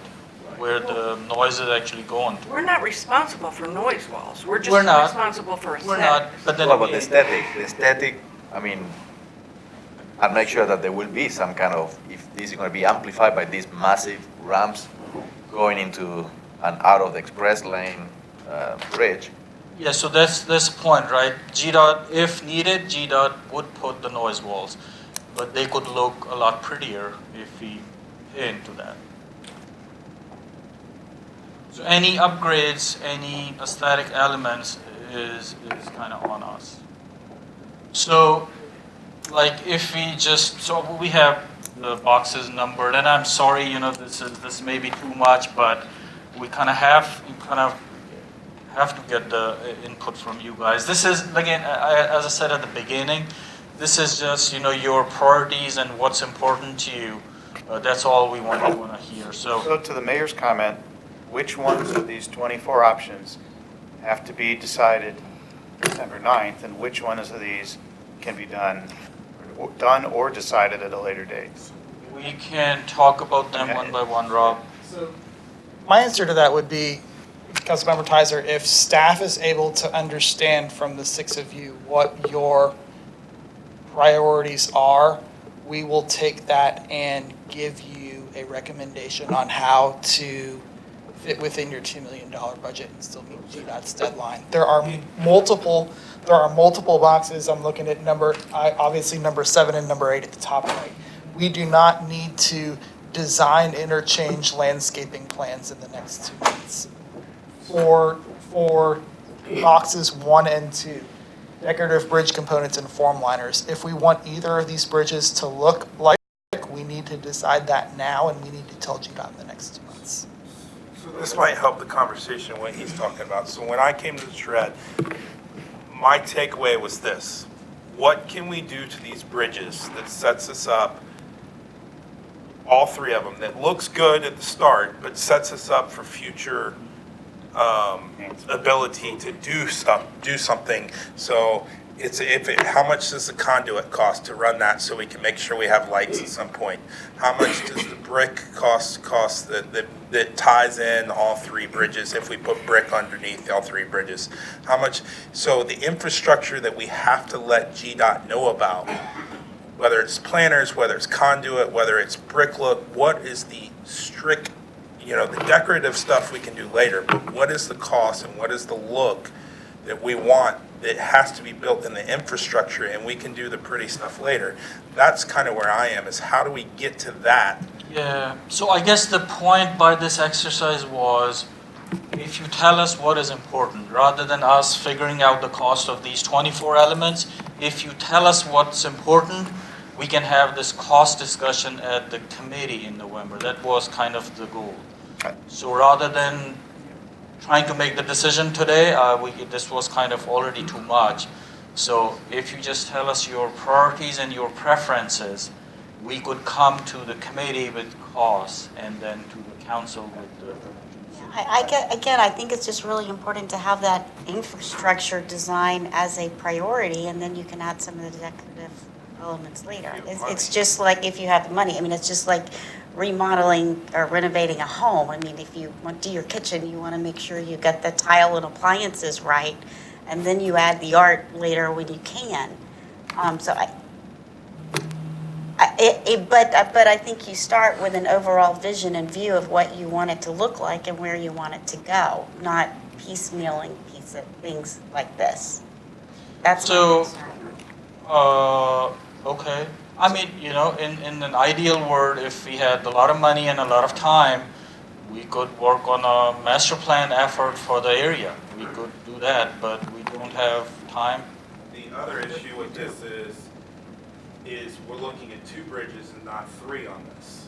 So I know we got the 2.5 and for Big Creek, but it's really all coming from the same pot, because we've got to do 3 bridges that look the same, or we're looking at just 2 here.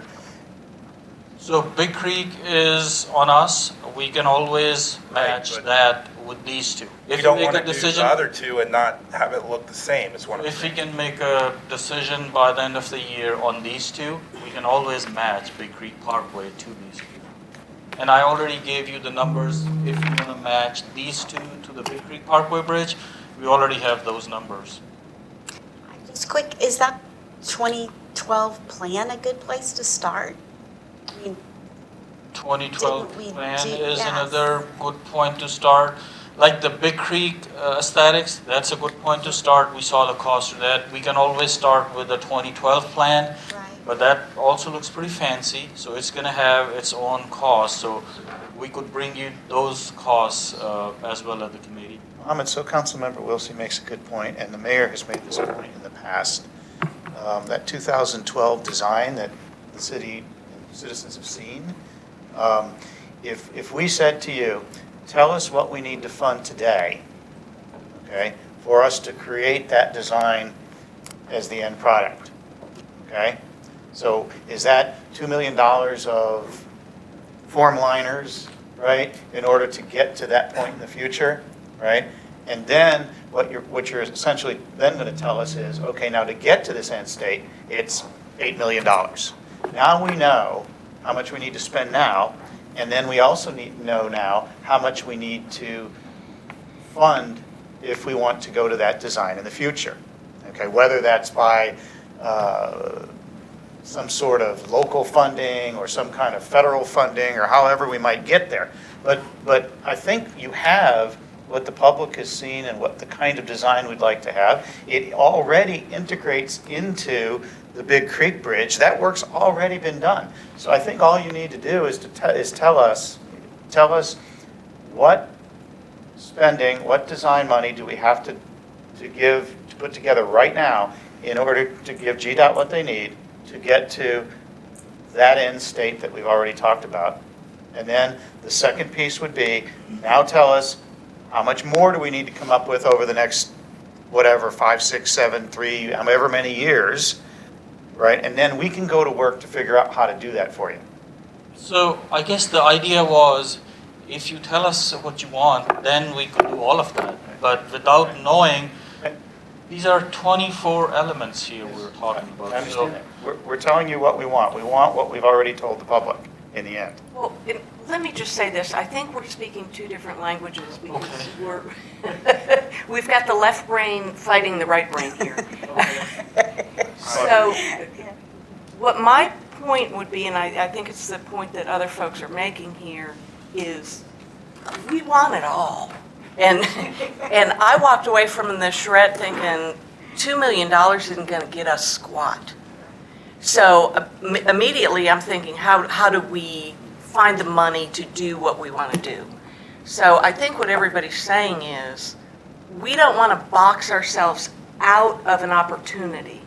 So if you tell us today that we've got to run the conduit for the lighting, well, we might not have the money for the lighting right now, but that conduit's going to be much more important than painting a wall.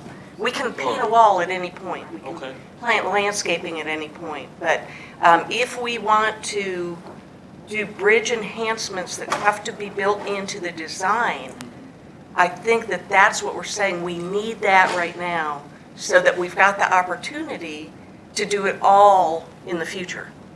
Okay. Does that, I realize that's not helping you much, but. It sounds good. Your starting point is the design in the 2012 plan. Start there, right? Now work backwards. So you would like to see the cost of implementing the 2012 plan to all three bridges, I guess? Yes, sir. That would be a starting point. So that, so you will see that information at the committee. Excuse me, I'm sorry. And then the second, once you know that, now you're going to work backwards and say to us, here are the infrastructure pieces that need to be done now. Okay. To create that. And the cost of those. And now we've got what we need to make a sensible decision. And you've then also told us what we need to do between now and the next 4 or 5 years. Does that make sense? Okay, let me repeat it, so just to make sure I got it right. What you are saying is, we want the 2012 look, and what's going to be the cost of that, apply that to all three bridges. And number two, this is the most important piece, is what infrastructure items do you need done and how much do those cost? Yes.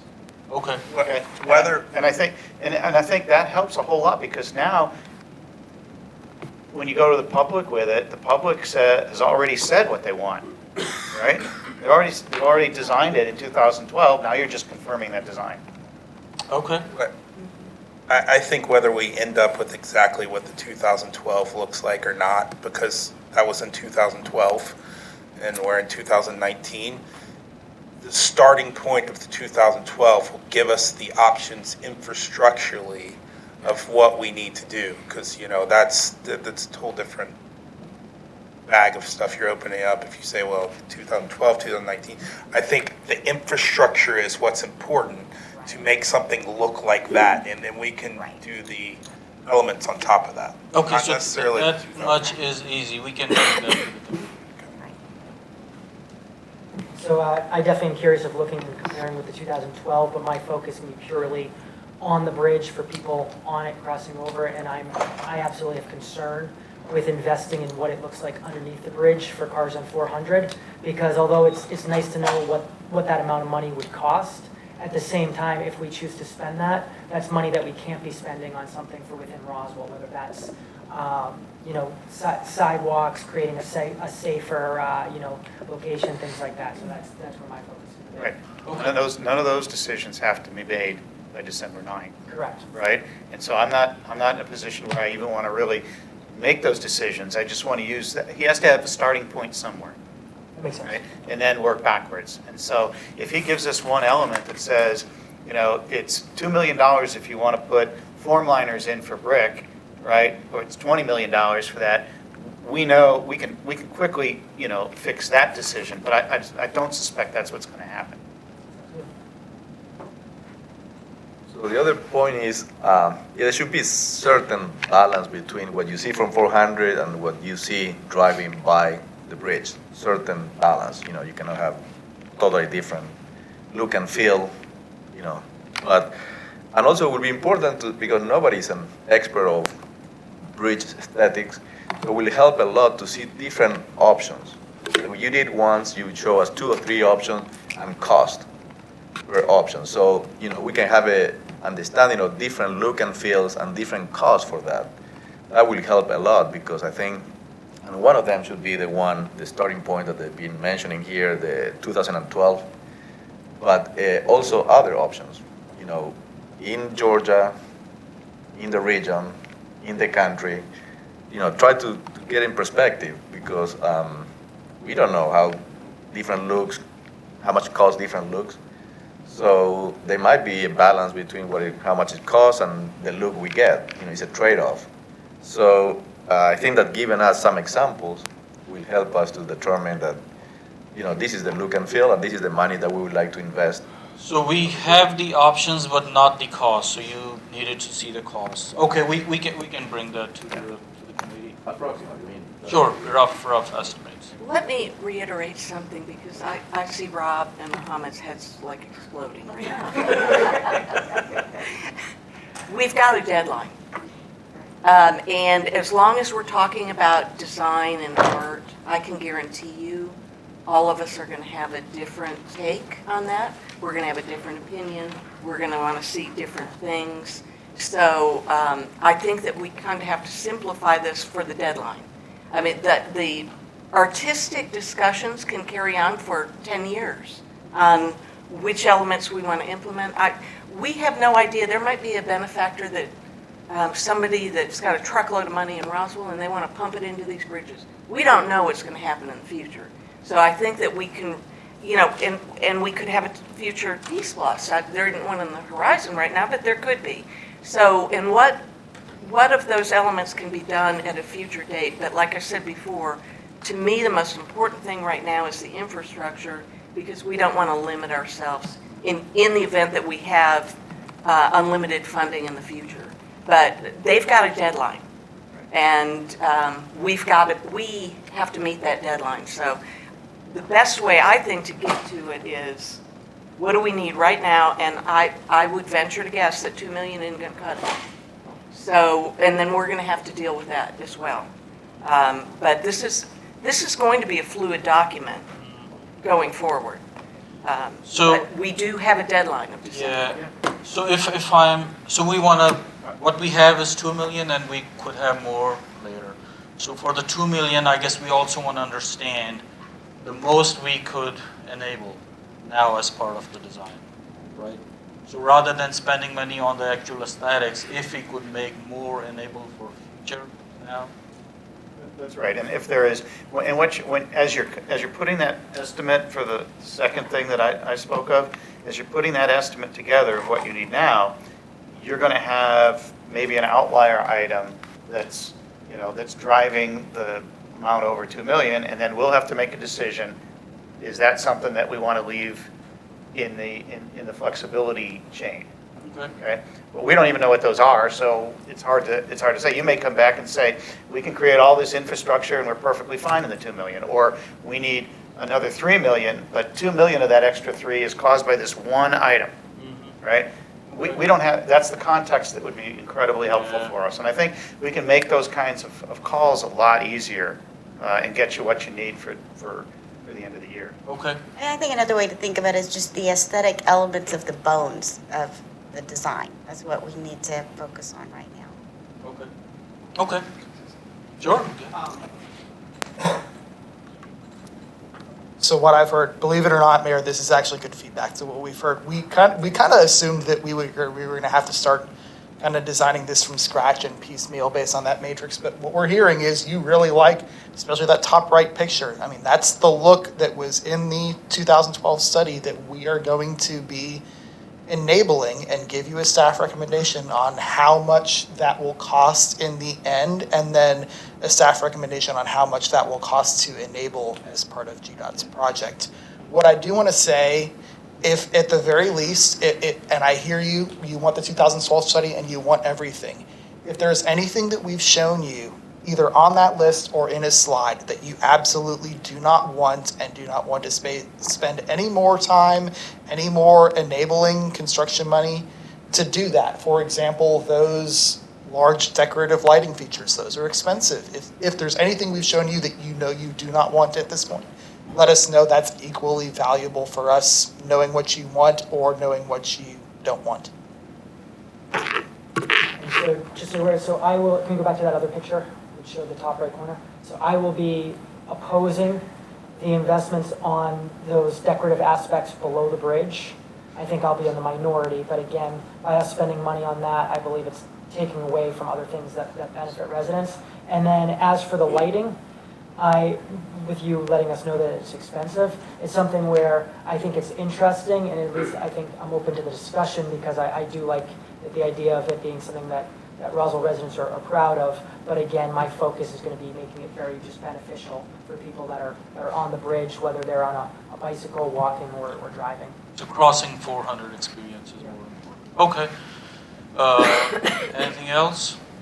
So I think we'll put something out for the public. Let's hear from the public next week, and then we'll bring more back to the committee. Are you really at that point, or do you want to do this first part first? Because if you're putting things out, if you're putting designs out to the public that can't possibly be done. So again, what we are putting out to the public is a visual preference. What would they like? This versus that. But with the cost? With the cost, okay. In order to have some kind of public input and get a decision on December 9th, we're going to need to issue something relatively quickly. If you're telling us to move straight forward to committee, then I think that the worry is you're going to put something out there that people, we're not going to be able to do, and people are then going to, they don't understand the funding. I mean, I'm hearing this a lot, and a lot that's going on right now. There's funding that has to be done, and people say, well, I want that, just do it. Roswell pays for this, they pay for that, they pay for this. You can do that, but we know that that's not the case, so it's hard to throw something out there and then take it back and say, we can't do that. So that's my worry. Under the scenario we're talking about, does end design approval from the public at this point, is that, I don't know that that's on the critical path. I think what's on the critical path is the infrastructure piece, as the mayor has said. And so what it looks like in the end, you know, if what you're starting with is 2012, and the reason I keep going back to that is your Big Creek Bridge is designed based on that. Okay? And so I'm working my way backwards now from north to south. You've made that kind of commitment funding-wise. And so if you're starting with this, okay, we're here. I don't know that. So I don't even want to really talk about yeah. different design elements right now because I want you to do the infrastructure.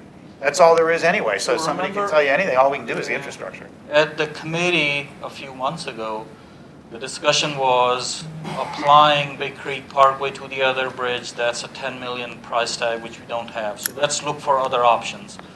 So these were all the other options. So now if we think that 2012 is what we generally like, you know, with some changes maybe.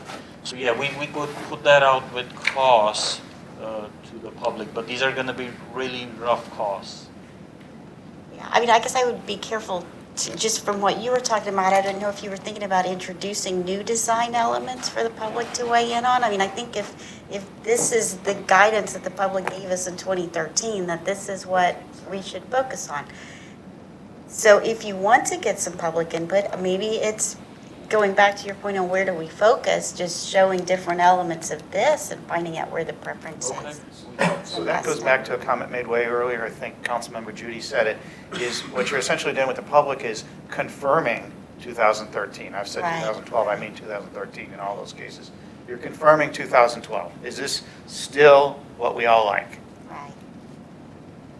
Okay. Because if you start putting different design elements, that matrix that has 24 things on it is going to become much greater. If you say to the public, you like this in 13, do you still like it? And they say, yeah, we really like it, or no, we hate it, right? Now we have an idea of quickly where to go. Okay. If they say yes, but you would suspect that they would, right? Because first of all, it's beautiful, you know, Yeah. then you go from there. And I think that would be a good idea to get their input on what's more important, you know, the gateway to the city or the. I guess the point is with 2 million in the pocket and looking at this, I understand. you know, so we'll move forward with this now and we'll see what kind of input we get from the public and we'll bring it all back to the committee. So I think though it needs to be broken up. I think it cannot just be, do you love this overall project? And I think most people would all say absolutely. But I think if you bring up, because we have limited money, you know, bringing up by different aspects, you know, below the bridge, this aspect, that aspect, and understand that there's a cost associated, I think we get a different answer. Because because if we're being transparent with residents, we're making it clear that one of two things is going to happen. Either we're going to have to raise taxes, which obviously I'm against, or we're going to have to take away from other needs, whether that's sidewalks, roundabouts, whatever safety type aspects that you're proposing. And I think that needs to be discussed. So I think it's helpful to not only show the different components of this study and these components, but I think it's also important to even just ask the question that you mentioned. You know, if you had to prioritize, what is more important to you? The view for cars from 400 or the views from cars on these roads? And just ask those different questions to help give this council some guidance. Okay, thank you. So I think this is good. We'll watch this video again and see, kind of conclude the input we got here, but we do have another item on the work session. So if this is it for this item, and actually I will just very quickly go to the very last slide, is that, so there is nothing new here. I think we talked about all of this already. So this is it for the bridge aesthetics, Gary. Okay, but so one more thing, if we show only one option to the public and the answer is yes, fantastic, and if it's no, we have to go back to square one and it's going to waste time. It seems like we don't have much time. So I don't know, it's a risk to show only one option, and then the answer is no. We don't like this kind of money for this kind of look and feel. So then we have to go back, and what do we do with limited time? So let us just think about it a little bit more. We'll discuss it internally and discuss with our consultant, and then maybe I'll try and seek some guidance from you guys or emails, and then again bring it all back to the committee for the public to see. Thank you, Mohammed. Thank you. Rob.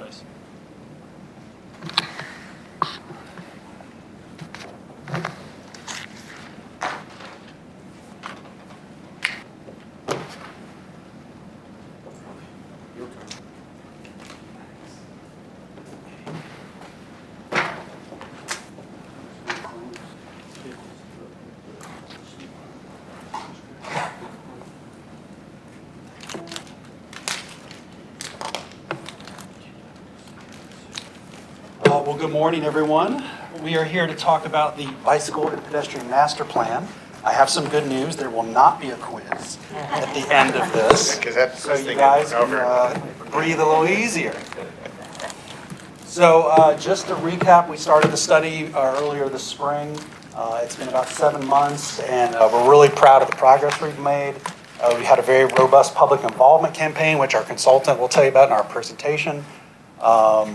But also, we had a great stakeholder committee. We had a lot of teamwork from our Rec and Parks Department, PD, Fulton County Schools, on top of 10 citizens who volunteered their time to sit on our stakeholder committee to guide this process.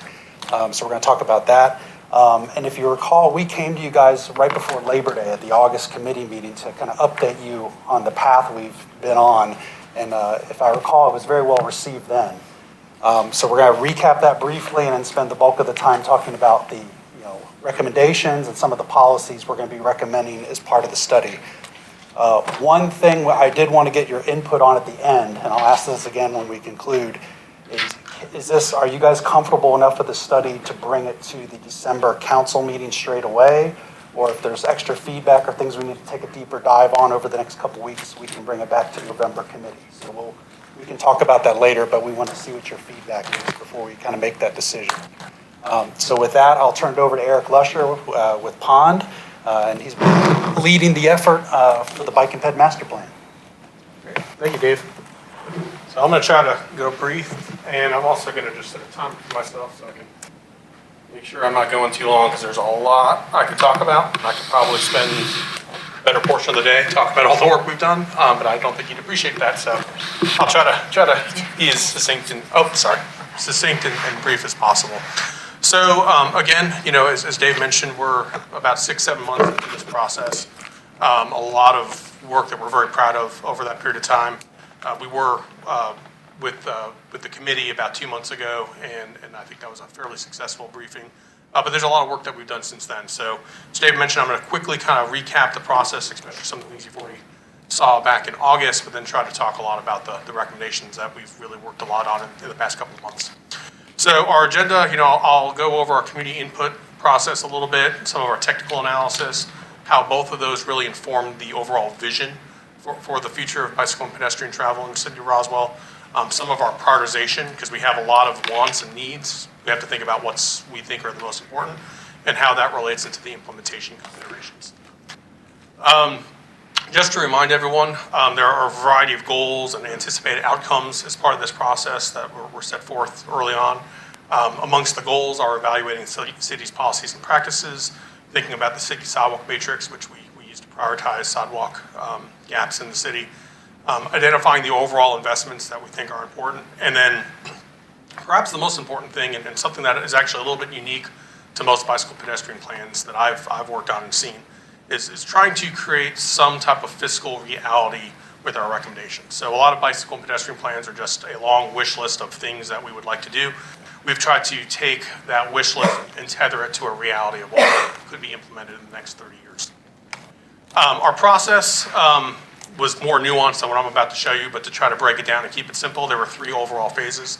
An initial data gathering phase that was mostly in the spring, a needs assessment phase mostly in the summer, and that's kind of where we were. We're at the tail end of that process when we came to you back in August. And then what we've been working on the past few months is really playing around and thinking about the recommendations and how they all work together. So community input. As Dave mentioned, we had a fairly robust community engagement process that we're very proud of. We tried a lot of different things, knowing that we wanted to reach out to a lot of different types of people.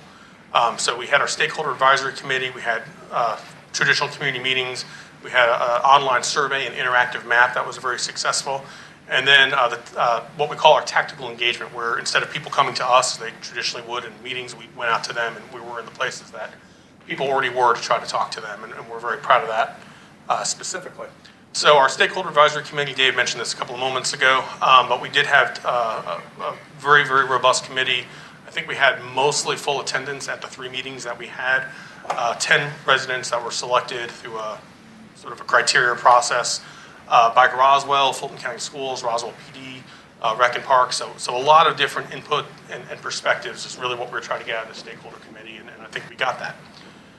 We had 4 community open houses in 2 rounds. One round back in the late spring, and then another round back in September as we were finalizing our recommendations. Each round had a meeting in the western part of Roswell and a meeting in the eastern part of Roswell. We had about 30, 40 people at each of these meetings on average, which is a pretty respectable attendance for a project like this. So we were happy to see that. Our online engagement, which was very successful, we had a website that was open for comment from April to June of this year. It included a traditional survey, which we had 550 responses, which is pretty good. But then we also had an interactive map where people could look at a map of Roswell and put, comments down that were relative to geographic areas and provide even photos and all types of commentary about what they were thinking. We had 930 comments and pins through that process. And just to give you a little bit of insight, there were different types of pins, so this isn't all of them, but you can see we're able to map all this and understand it. You can see some examples of the textual comments that went along with these points on the map. So this is places where people thought there were safety issues for pedestrians.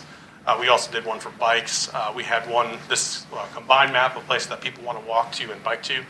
And I'm going to come back to this in a couple of moments, but I do want to point out, some obvious kind of clustering of dots, some places that you're seeing some specific interest and activity. We'll come back to that in a moment. And then our tactical engagement. So again, this is where we would go out to where people already work. So that includes some things that I think you've already seen in the community where, through a lot of processes, we're, live in Roswell, there's a booth, we're talking to folks, we're at the Roswell Moves event back in late April. But the centerpiece of this was our intercept interviews. And this was literally us going to where people already are. A lot of these were in parks. So we'd go out with a clipboard and we just, approach people who are out in the parks or out about their business and just talk to them. What we really like about this process is that it gets away from, it gets away from the things and it also accomplishes a few things. It gets away from the challenge we very often have in a planning process, and specifically a bicycle and pedestrian planning process, where the people who are coming to the meetings and the people who are taking the surveys are self-selecting. So they've got a very specific interest in a topic, and we're looking for a broader sort of perspective when we're doing this type of work also. And very specifically, we know, a lot of the folks who are going to be using the facilities, they tend to be families with young children and things of that nature.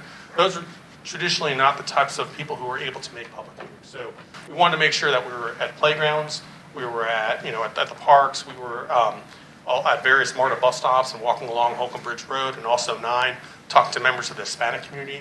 Several of these interviews were actually done in Spanish. So a lot of this was about making sure that we're reaching out to the people who traditionally or typically don't come to our traditional meetings and making sure that we're getting their input and their feedback as well. And you can see here's a collage of images from that process. Again, something we're very proud of. We probably did about, I can't remember the exact number, but about 100 of these over the course of the process. So just a really good way to get, kind of a different perspective and viewpoint on what we're doing. And everyone that we talked to, I should mention, a few knew about the process, but everyone was engaged, right? They wouldn't have taken part in our survey and our interview if they weren't engaged. So this is, another way just to reinforce, it's really a good way to go out into the community and talk to folks who may not have the time or desire to go out to a meeting, but that doesn't mean they don't have a viewpoint or opinion that they want to share. All right, so taking a very dramatic shift into technical analysis. We value doing a very data-driven approach, and you're going to see how we actually took the public engagement and turned that into a sort of a data-driven approach as well. But a centerpiece of our technical analysis is what we call our propensity. And our propensity consists of sort of 4 overall categories, 4 different ways of looking at the factors that are in the community that might influence more likelihood for pedestrian and bicycle travel. So the first category that we look at is demand. And what we're talking about there is thinking about what are the conditions in the community from a demographic standpoint. So a lot of this is census information. that might influence more walking and biking travel. So this one example here is just population density. And it's based on the simple logic of where there are more people in a certain area, there's more likelihood that there's more people walking and biking. But you can see some of these other categories that we looked at, and for the spirit of not showing you about 50 maps, I'm just going to show you some excerpts.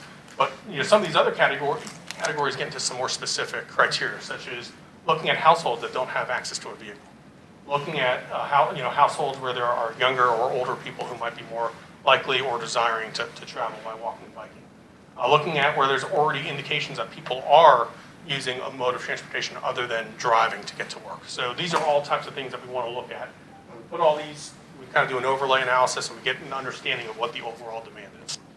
Then we move into what we call the attractions category. And this is the places in the community that we think people want to go to. So, parks and recreation centers, schools, which is what this particular map is showing, MARTA stops, sorry for the typo there, retail and activity centers, civic sites, places where people work. It might seem like a little bit of a pipe dream, but there are people who want to be able to walk or bike to work, and we want to think about where those opportunities are more likely than others. Another category we look at is what we call character. And this is a little bit of a miscellaneous category, but what it's really trying to encompass is the idea of we want to understand what the environment is going to be like for someone who's walking or biking in that corridor. So we look at things like the first one that you can see up here is average corridor slope. So we're looking at topography. Topography is a big influence on whether people are going to want to walk or bike. We have some topographical issues here in Roswell, as I'm sure you all know. But also proximity to where there's already facilities. Or in this example, thinking about safety. So thinking about where we have evidence of crashes, unfortunately, that have involved pedestrians and cyclists, and thinking about those are places that we want to prioritize investment. And then finally, census block size. And the reason we look at census block size is because that is a good indication of actual density of network. So a more gridded network with smaller blocks, that's an environment that's going to be more propense for walking and biking than an environment that's less connected. And then our final category is recognizing that all those things are great, but they're talking about where we are today in Roswell. And this is a plan. This is a plan that's looking into the next 30 years. So we want to try to tie this to the degree that we can with what we think the future vision for the city is also. So this is where we can take into account our comprehensive plan, think about where we anticipate increases in population and employment, and incorporate that into the process as well. So we take all those things and we get an overall propensity map. And you can see, we have areas of less propensity and areas of more propensity, and they kind of tell us things that I think we emotionally already know. But what we like about this is that it gives us sort of data to kind of back it up. So it's not just emotions, it's numbers telling us that this makes sense. So we take all that, and that helps us, with that and our community engagement, understand what the vision is. And to take a step back, our vision today, or up to this point, has been what we call the Roswell Loop System. And I think most of you are probably familiar with it, but here's a quick recap of what it looks like. There's a multitude of loops, often referred to in colors, and it's a 41.4 mile system, and we've completed about 6.1 miles of it, but that means we still have about 35 miles. So we wanted to kind of think about how that might be refined and how that might work with some of the things that we've heard from the community, and also how it fits in with some of the propensity analysis. So we came up with the idea of there's really 5 hubs, and arguably there's more hubs, but these are sort of the main places that people are telling us they want to go to. So a lot of that was from that survey map that I showed you before, but also some of the conversations we had.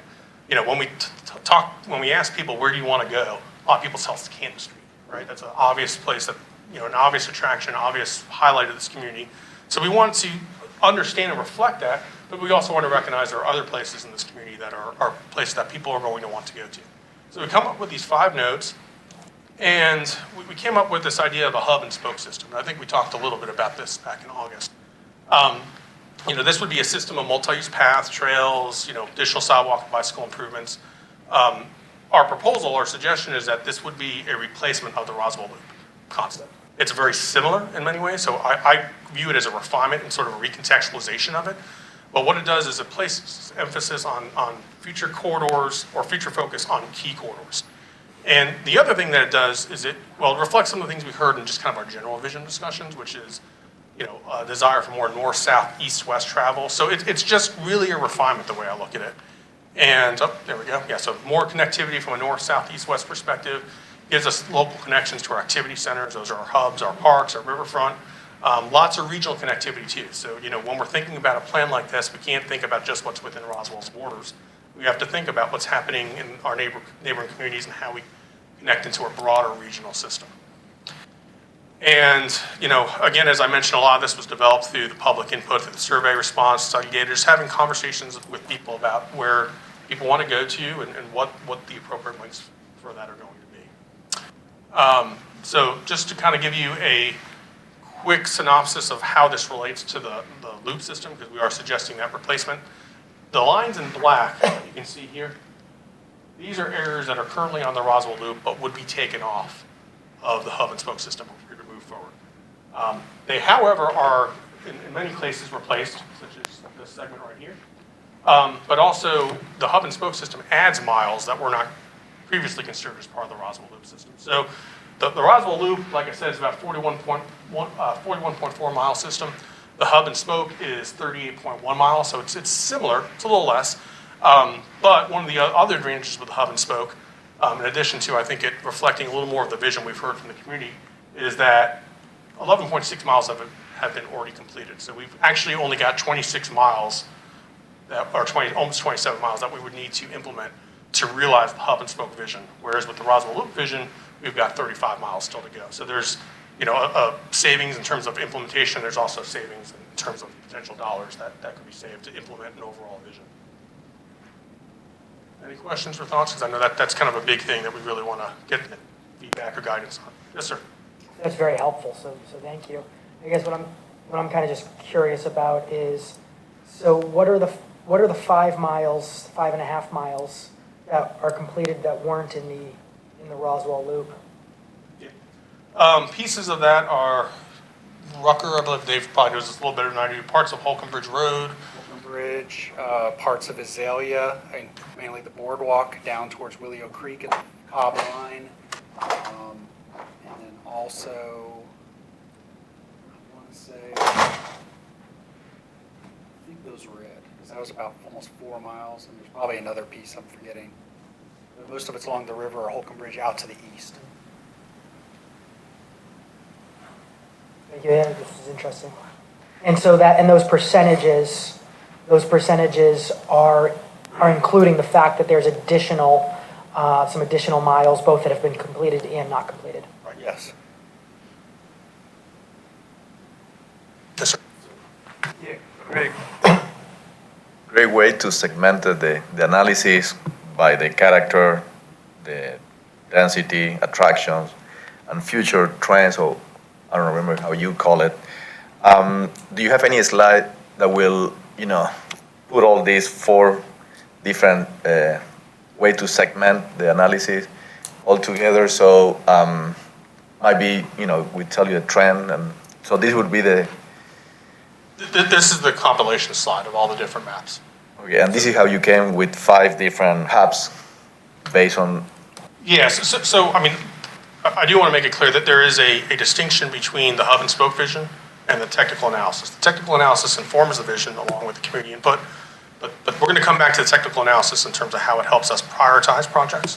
So the only thing that I want to, point out is, like this map, for instance, that map underneath the 5 hubs, that's the results of our propensity analysis. So we're showing how that propensity analysis helps influence where we think the hubs are. There's other things that influence where the hubs are, just some of the conversations we've had, that survey map that I showed you where people are saying, we're seeing clustering of places people want to walk to or bike to. But, one thing I'm going to make clear in some subsequent slides is the technical analysis is one piece of this, right? But it's not the only thing we're considering. If we just look at the hard, cold numbers, we're going to arrive at some conclusions that may not really fit in the reality when we think about what's actually happening on the ground in Roswell. So part of the thing that, as we get into the prioritization and the implementation, is thinking about how we take what the technical results are showing, but then how we sort of ground truth them to the reality that we know. Okay. And then you will maybe later analyze the infrastructure of every single hub.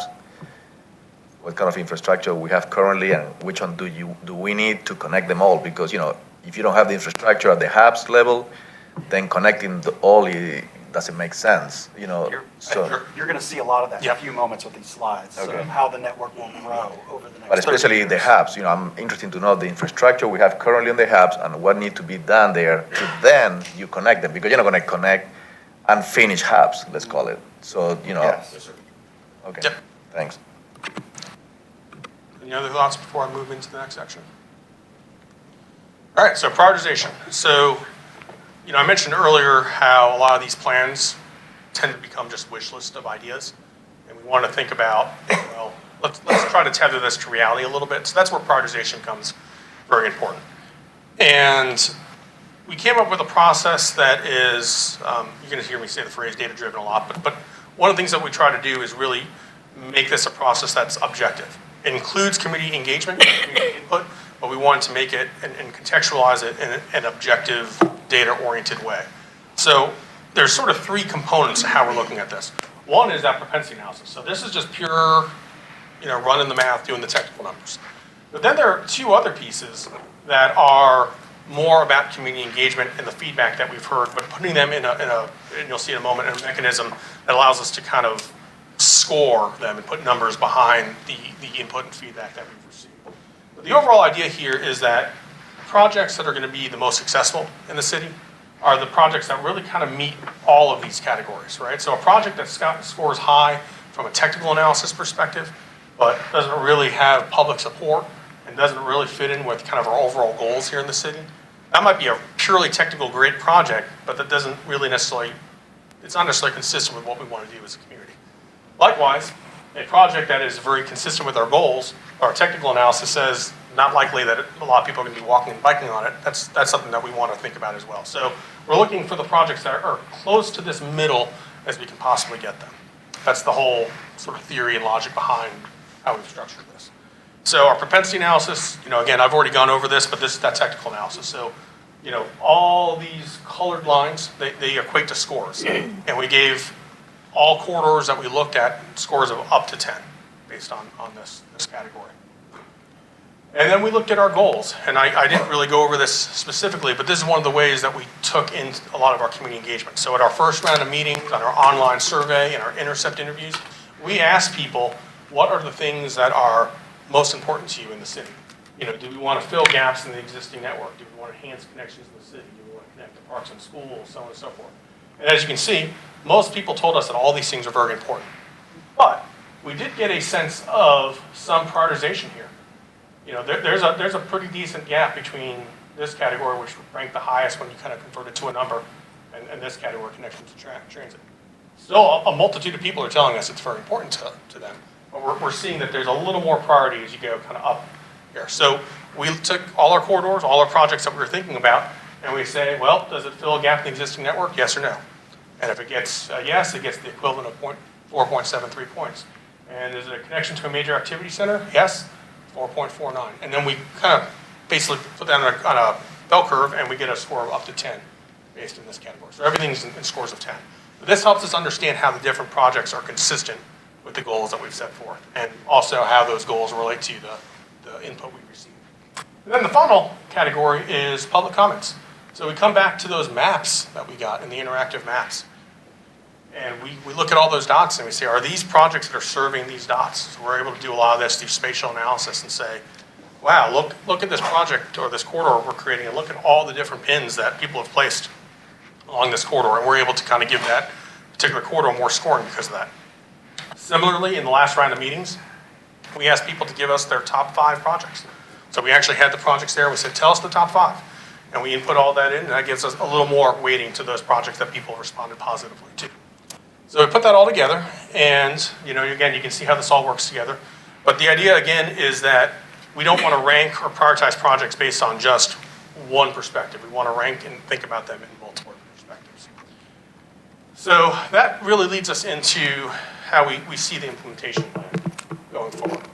So we have what we call a fiscal constraint. So this is our tethering to reality. We want to make sure that we're not just generating that wish list, but we're thinking about what is potentially realistic in terms of the types of funding we could think about for bicycle pedestrian travel here in the city of Roswell over the next 30 years, and make sure that the projects that we're recommending have some relationship to that. One thing, I don't need to necessarily go into detail on it, but just if you see this YOE, that stands for year of expenditure. So one thing we're also trying to do in this is think about how inflation affects these dollar amounts. So anytime you're seeing a number, unless I tell you specifically, it's relating to sort of a midpoint in any given term. So we broke out our terms into sort of 3 roughly 10-year buckets over the next 30 years. And one thing you'll see in this first term, we really try to get as many projects in there as we could. Really, what are the low-hanging fruit? What are the initial things that we think we could do? What are the most highest scoring projects? And overall, those cost about $30 million, $31 million in year of expenditure. And we think we can get about $39 million in revenue, realistically. And that's based on an assumption, just to put it out there, of $3 million a year in 2019 dollars. And we do inflate that a little bit. Where's the $3 million come from? It's a little bit of a leading edge, so we're trying to be a little bit aggressive. We don't want to be constrained too much by what we currently spend, but we do want to tether it to reality. So the $3 million is really a reflection of right now the city spends about $2 to $2.5 million on these types of investments. So it's a little bit of a stretch, but it's not such a significant stretch that it would be sort of a wild-eyed idea. It does, to implement this plan as we're showing, it would require a little more investment in that category, but it's not a tremendous lift either. And you'll also see that at the end of each of these terms, we have what we refer to as a surplus. So some of that additional monies that we're assuming, we're not necessarily spending them in this plan. So there's some flexibility as we put this together as well. Yes, sir. Would it be possible to see, so for that first term, if instead of having it be a decade, if you even just split it in half or something, because I just feel that number of projects and that cost is very overwhelming, and I'm kind of curious on really trying to look for some very realistic low-hanging fruit type projects. Sure. That's something we'll talk about also, that some early wins, so to speak. And so as you can see with this process, we're able to implement about 64 projects, which is pretty good.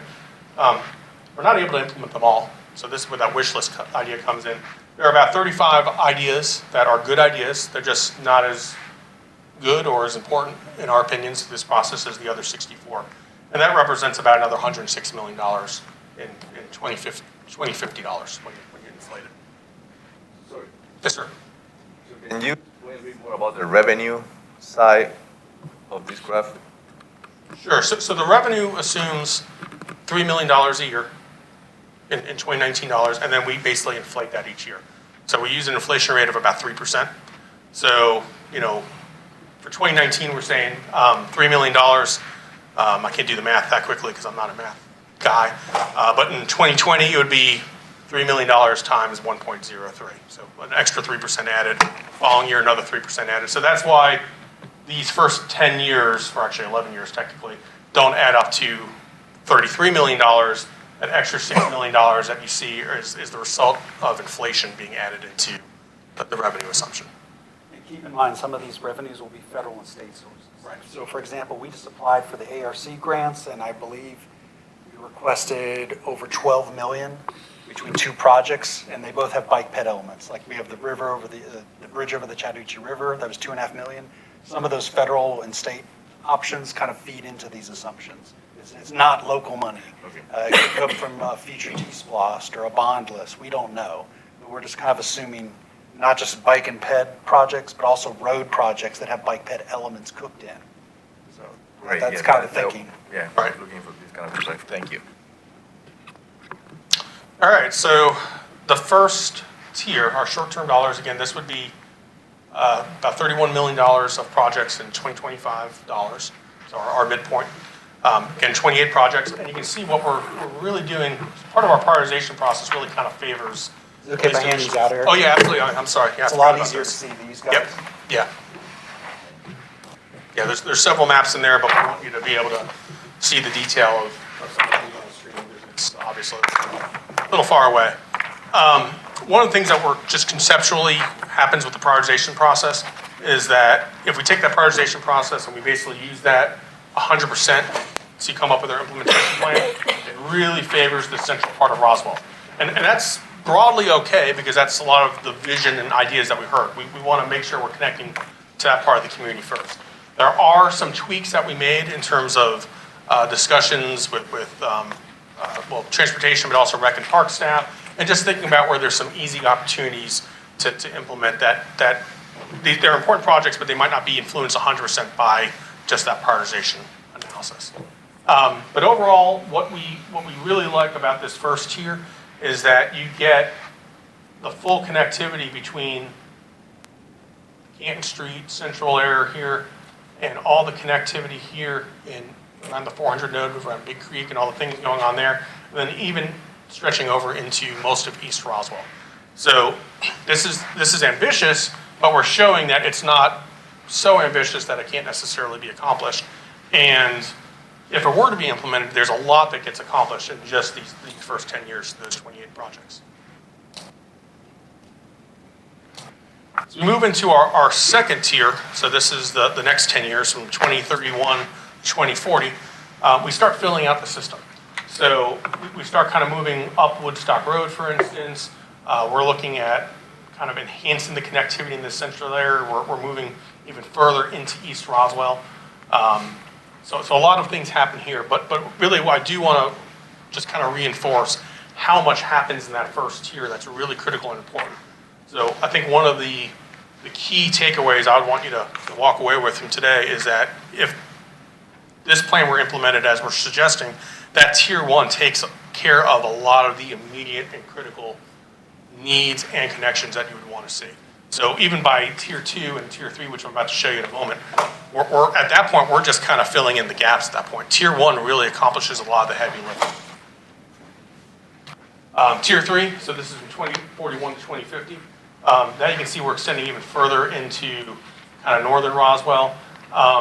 And you can see there's lots of connections here. Now, one thing I want to do show you on these next couple of slides, it's purely a visual exercise, but one thing you're not getting when you're looking at these maps, and even when you're looking at them on your desk, is you're not understanding how this fits into the context of a broader system. So let's go through that just quickly. Actually, I'm sorry, I have other couple of slides.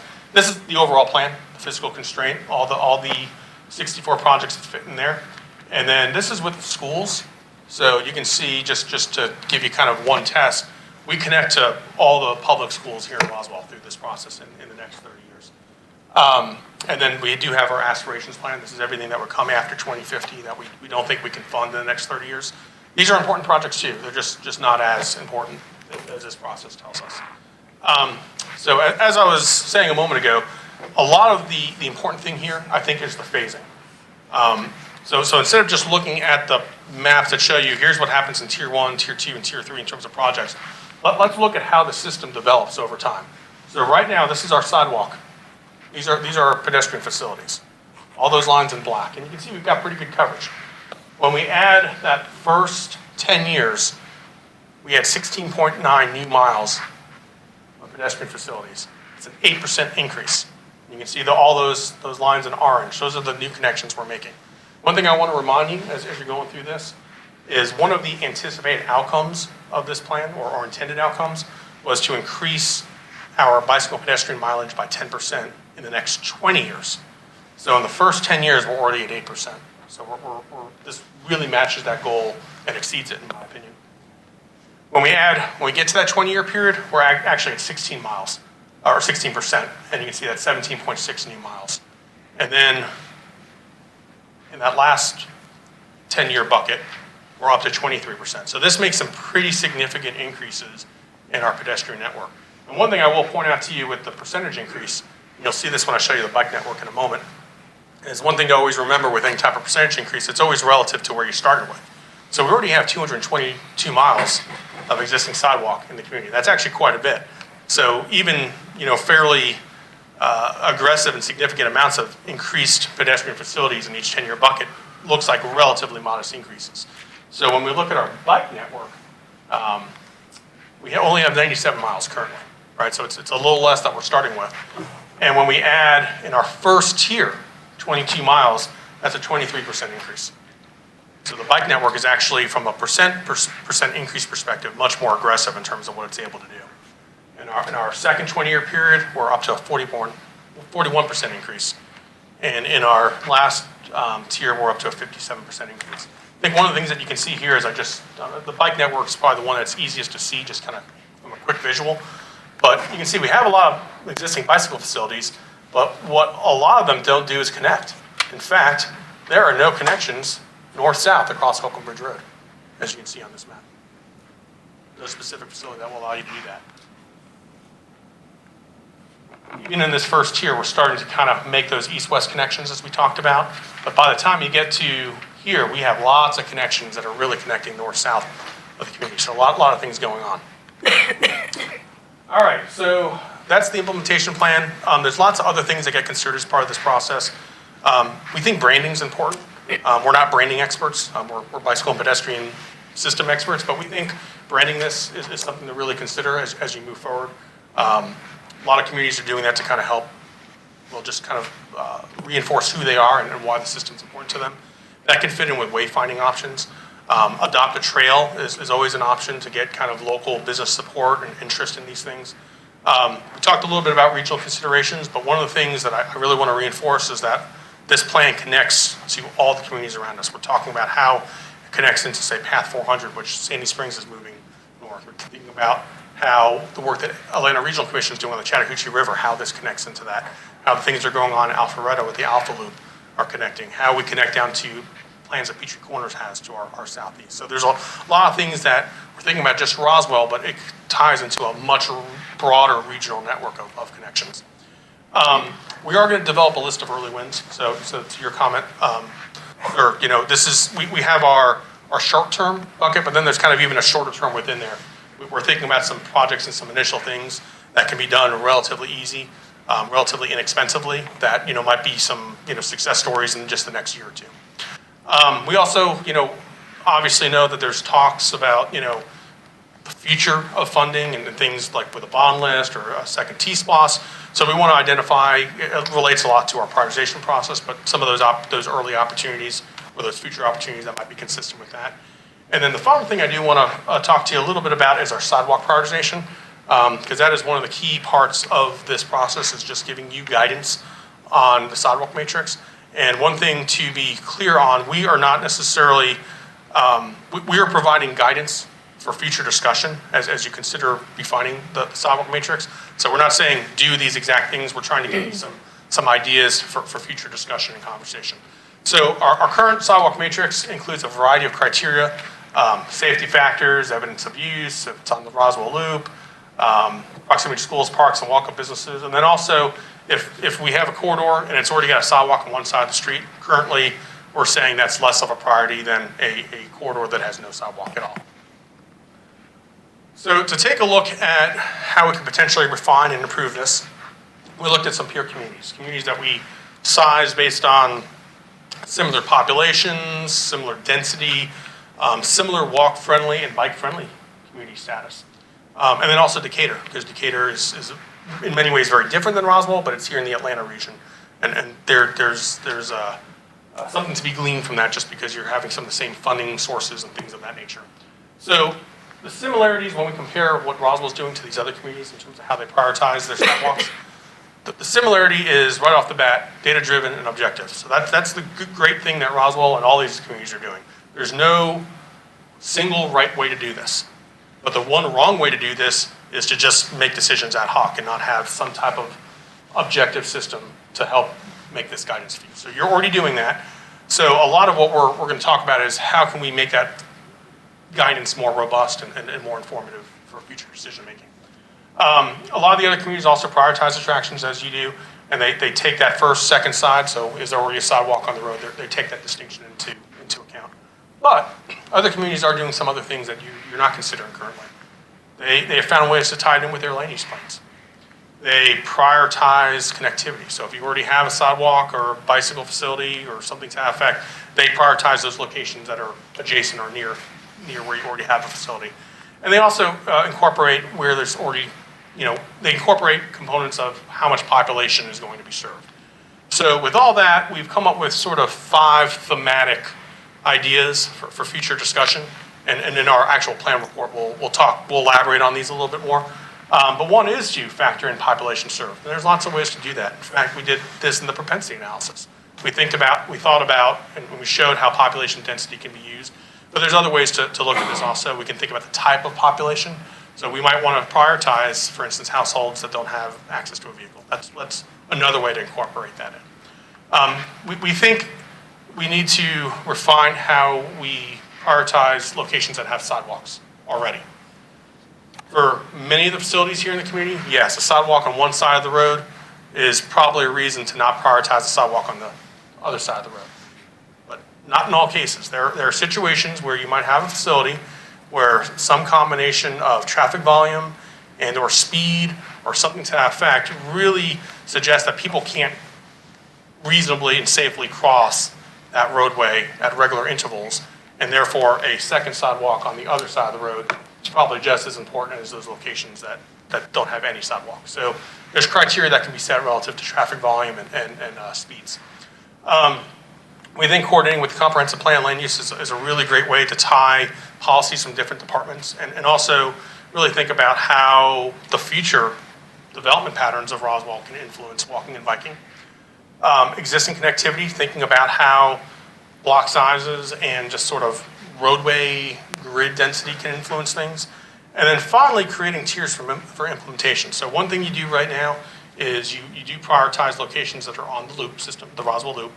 Obviously, if we shift to this hub and spoke system, that's a refinement in and of itself. But we suggest considering going a step further and thinking about, we kind of think about our roadways, the roads we drive on as our primary roads and our secondary roads.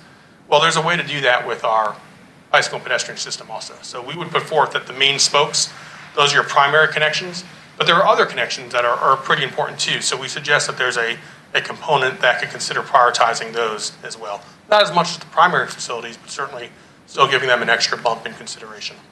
So next steps, I know that was a lot of process here. You'll be surprised how much I didn't go over just in an attempt to summarize all this. But we're certainly in the stage now where we have our draft recommendations. We've got a plan report that's in a draft stage for the most part. We look for your guidance to refine any of the ideas that we have so that we can prepare that final draft report.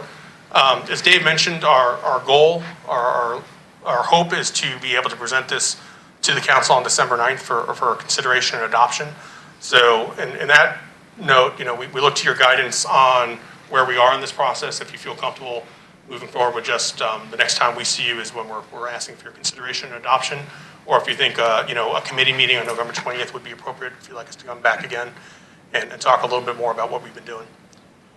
And then I guess the final would be just a disclaimer that the recommendations of this plan with the sidewalk prioritization is that it's guidance for future discussion. So by adopting the plan, you're not necessarily adopting our guidance, you're just adopting the idea of we're going to talk about this.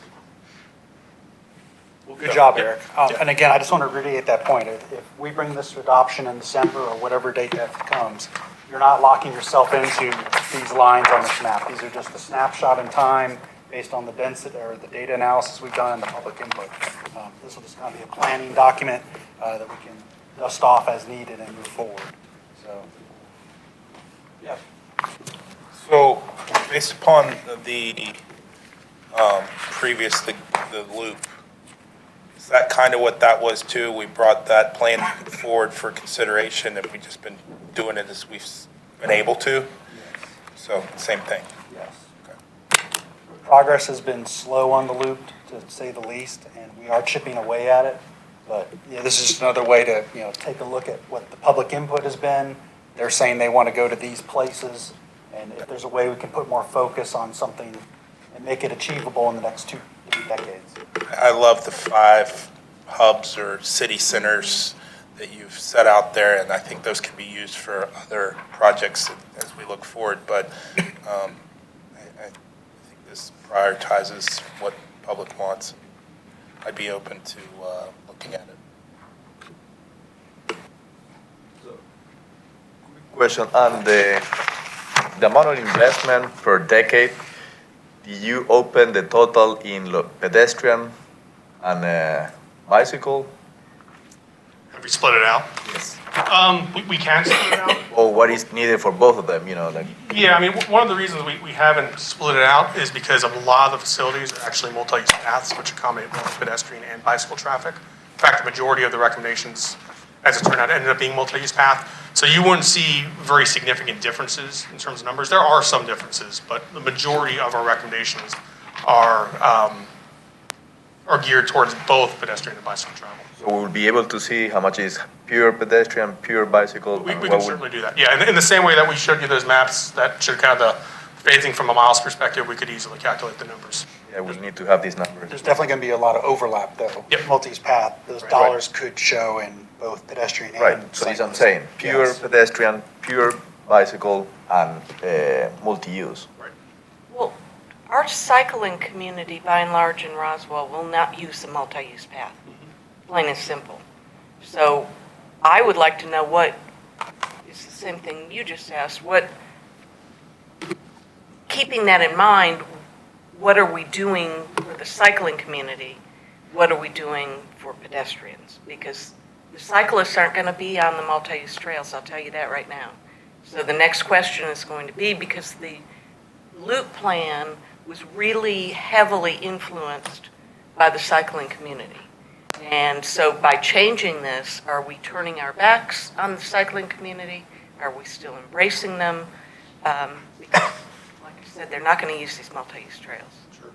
I would argue we are certainly not turning our backs on the cycling community. They've been a big part of this process, even at the stakeholder community level. So that's not to suggest there's total agreement among that group, and I don't want to generalize that that entire group has the same exact opinions. But the feedback that we've had in talking with them, there's broad support for the ideas that we have. Yes, you are right that a lot of the cycling advocates or cyclists who take that very seriously, multi-use path is not their preferred facility type. But we have several recommendations that are geared more towards them. So for instance, even in this first tier, we have what are referred to as SHARAs. That's actually a potential early win, which are striped baseline improvements on a variety of roads that give them kind of a quick east-west on-road connectivity to get from basically kind of right around a little west of Roswell Air Park all the way tying into the Big Creek facility. Yep. I was going to say, we have our complete street policy already in place. We have several bike lanes included on Riverside Drive, obviously Big Creek Parkway. When it comes online, we'll have bike lanes. The CID is working with us on the old Ellis extension off of Sun Valley. That would have bike lanes as well. We did have a Bike Roswell stakeholder who had a special slot on our stakeholder committee, so they're aware of these. And that line that Eric just showed, the blue east-west line, that was Bike Roswell. Their member who's on the stakeholder committee strongly recommended that as a short-term solution. If it could be some kind of cross-city trail, you don't have to put in bike lanes, but you could brand it or market it as a east-west connectivity to get from the Big Creek area near the Olive Garden at Warsaw and Holcomb Bridge over to Canton Street and points west. That's just one of them. We could talk about adding more of those, like kind of as a branding exercise. In the transportation department, we've been experimenting with widening shoulders and narrowing the travel lanes when we do our repaving. Still kind of trying to decide if that's something we want to continue with moving forward. It's expensive to retrofit a road with bike lanes. It's like for example, on Woodstock Road, we were kicking around the idea of bike lanes. And we spoke with our stakeholder committee, and the member from Bike Roswell suggested a multi-use path may be more feasible there because you have the new middle school coming online. And also, is the city going to make the investment? If we have sidewalks on both sides of Woodstock, are we going to tear all that out to put in new bike lanes? It's possible, yes, but it'd be very expensive. So those are kind of the things we're weighing if we want to add bike lanes. Now, I think we're doing a good job, like we just did the Hard Scrabble Green Loop project. There was nothing out there before, so that was a perfect place to do bike lanes.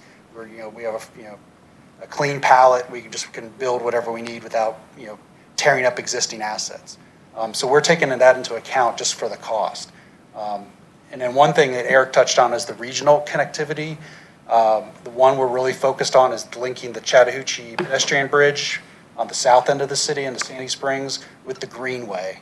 And we've been working with Bike Roswell to determine what the best path is to link those two facilities. Because if Big Creek comes online, you have an excellent opportunity to not only get up to the Greenway, but to get south to the river. And if the GDOT Express Lane project builds a new bridge across 400 and it has some kind of bike ped element, we may have two routes we can tap into. So those are things we're focusing on, but we want to continue that process of, if we can't build bike lanes, at least try to widen the shoulders so they at least have 2 feet or 3 feet. That's something we have in here. And we're going to have some kind of recommendation in this document. We didn't talk about that pavement shoulder width today, but that's something we want to look at. Thank you. One thing that would be interesting to me, and maybe you do have this somewhere, is just a map that shows all the existing sidewalks and multi-use trails and how they tie into this network and which ones are, I guess, like subpar you would want to replace in the future. Like specifically, I'm looking at East Roswell and I look at the Eves Road connection. I mean, you can go all the way from, where I am, from East Roswell Park, basically, all the way to Cobb County on a fairly nice path. I mean, there are areas that definitely need to be improved, but I'm not seeing that shown, and I'm not seeing that connection to Cobb County and the fact that it exists.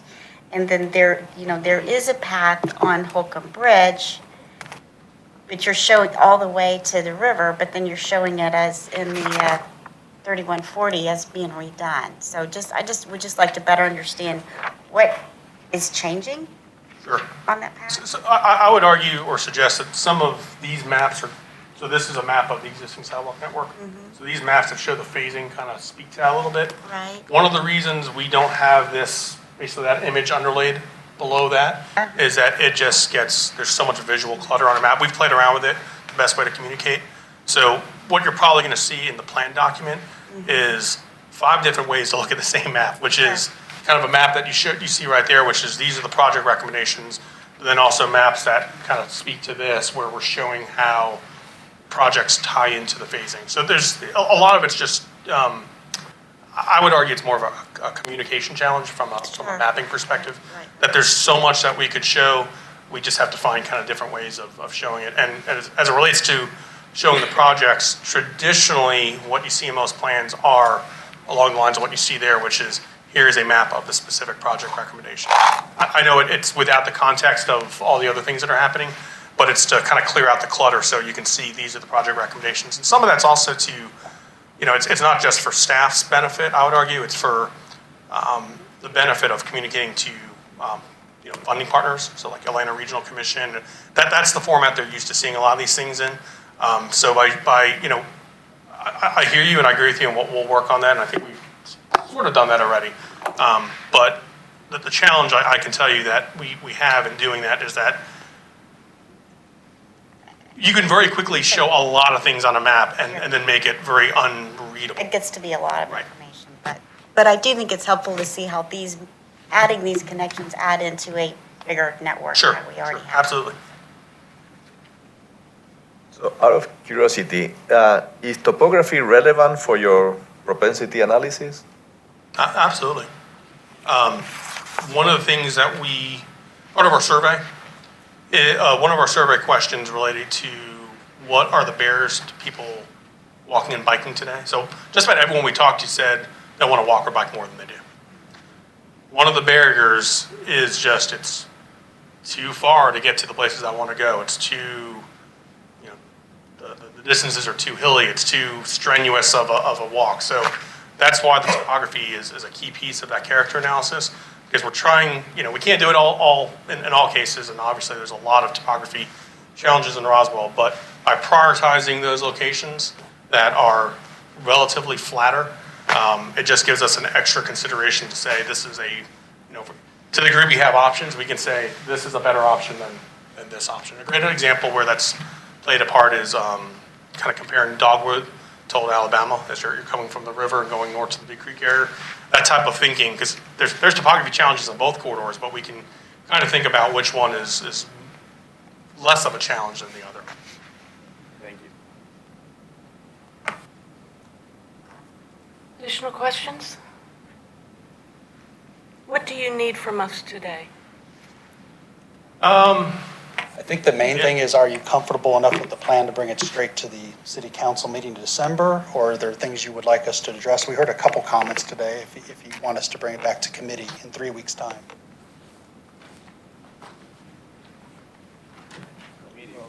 Certainly, something this major needs to come through committee and just as a point of procedure. Okay? We can do that? Okay, so we all agree, comes back to committee. Perfect. Thank you for allowing us to present today. Thank you. Well done. We are adjourned.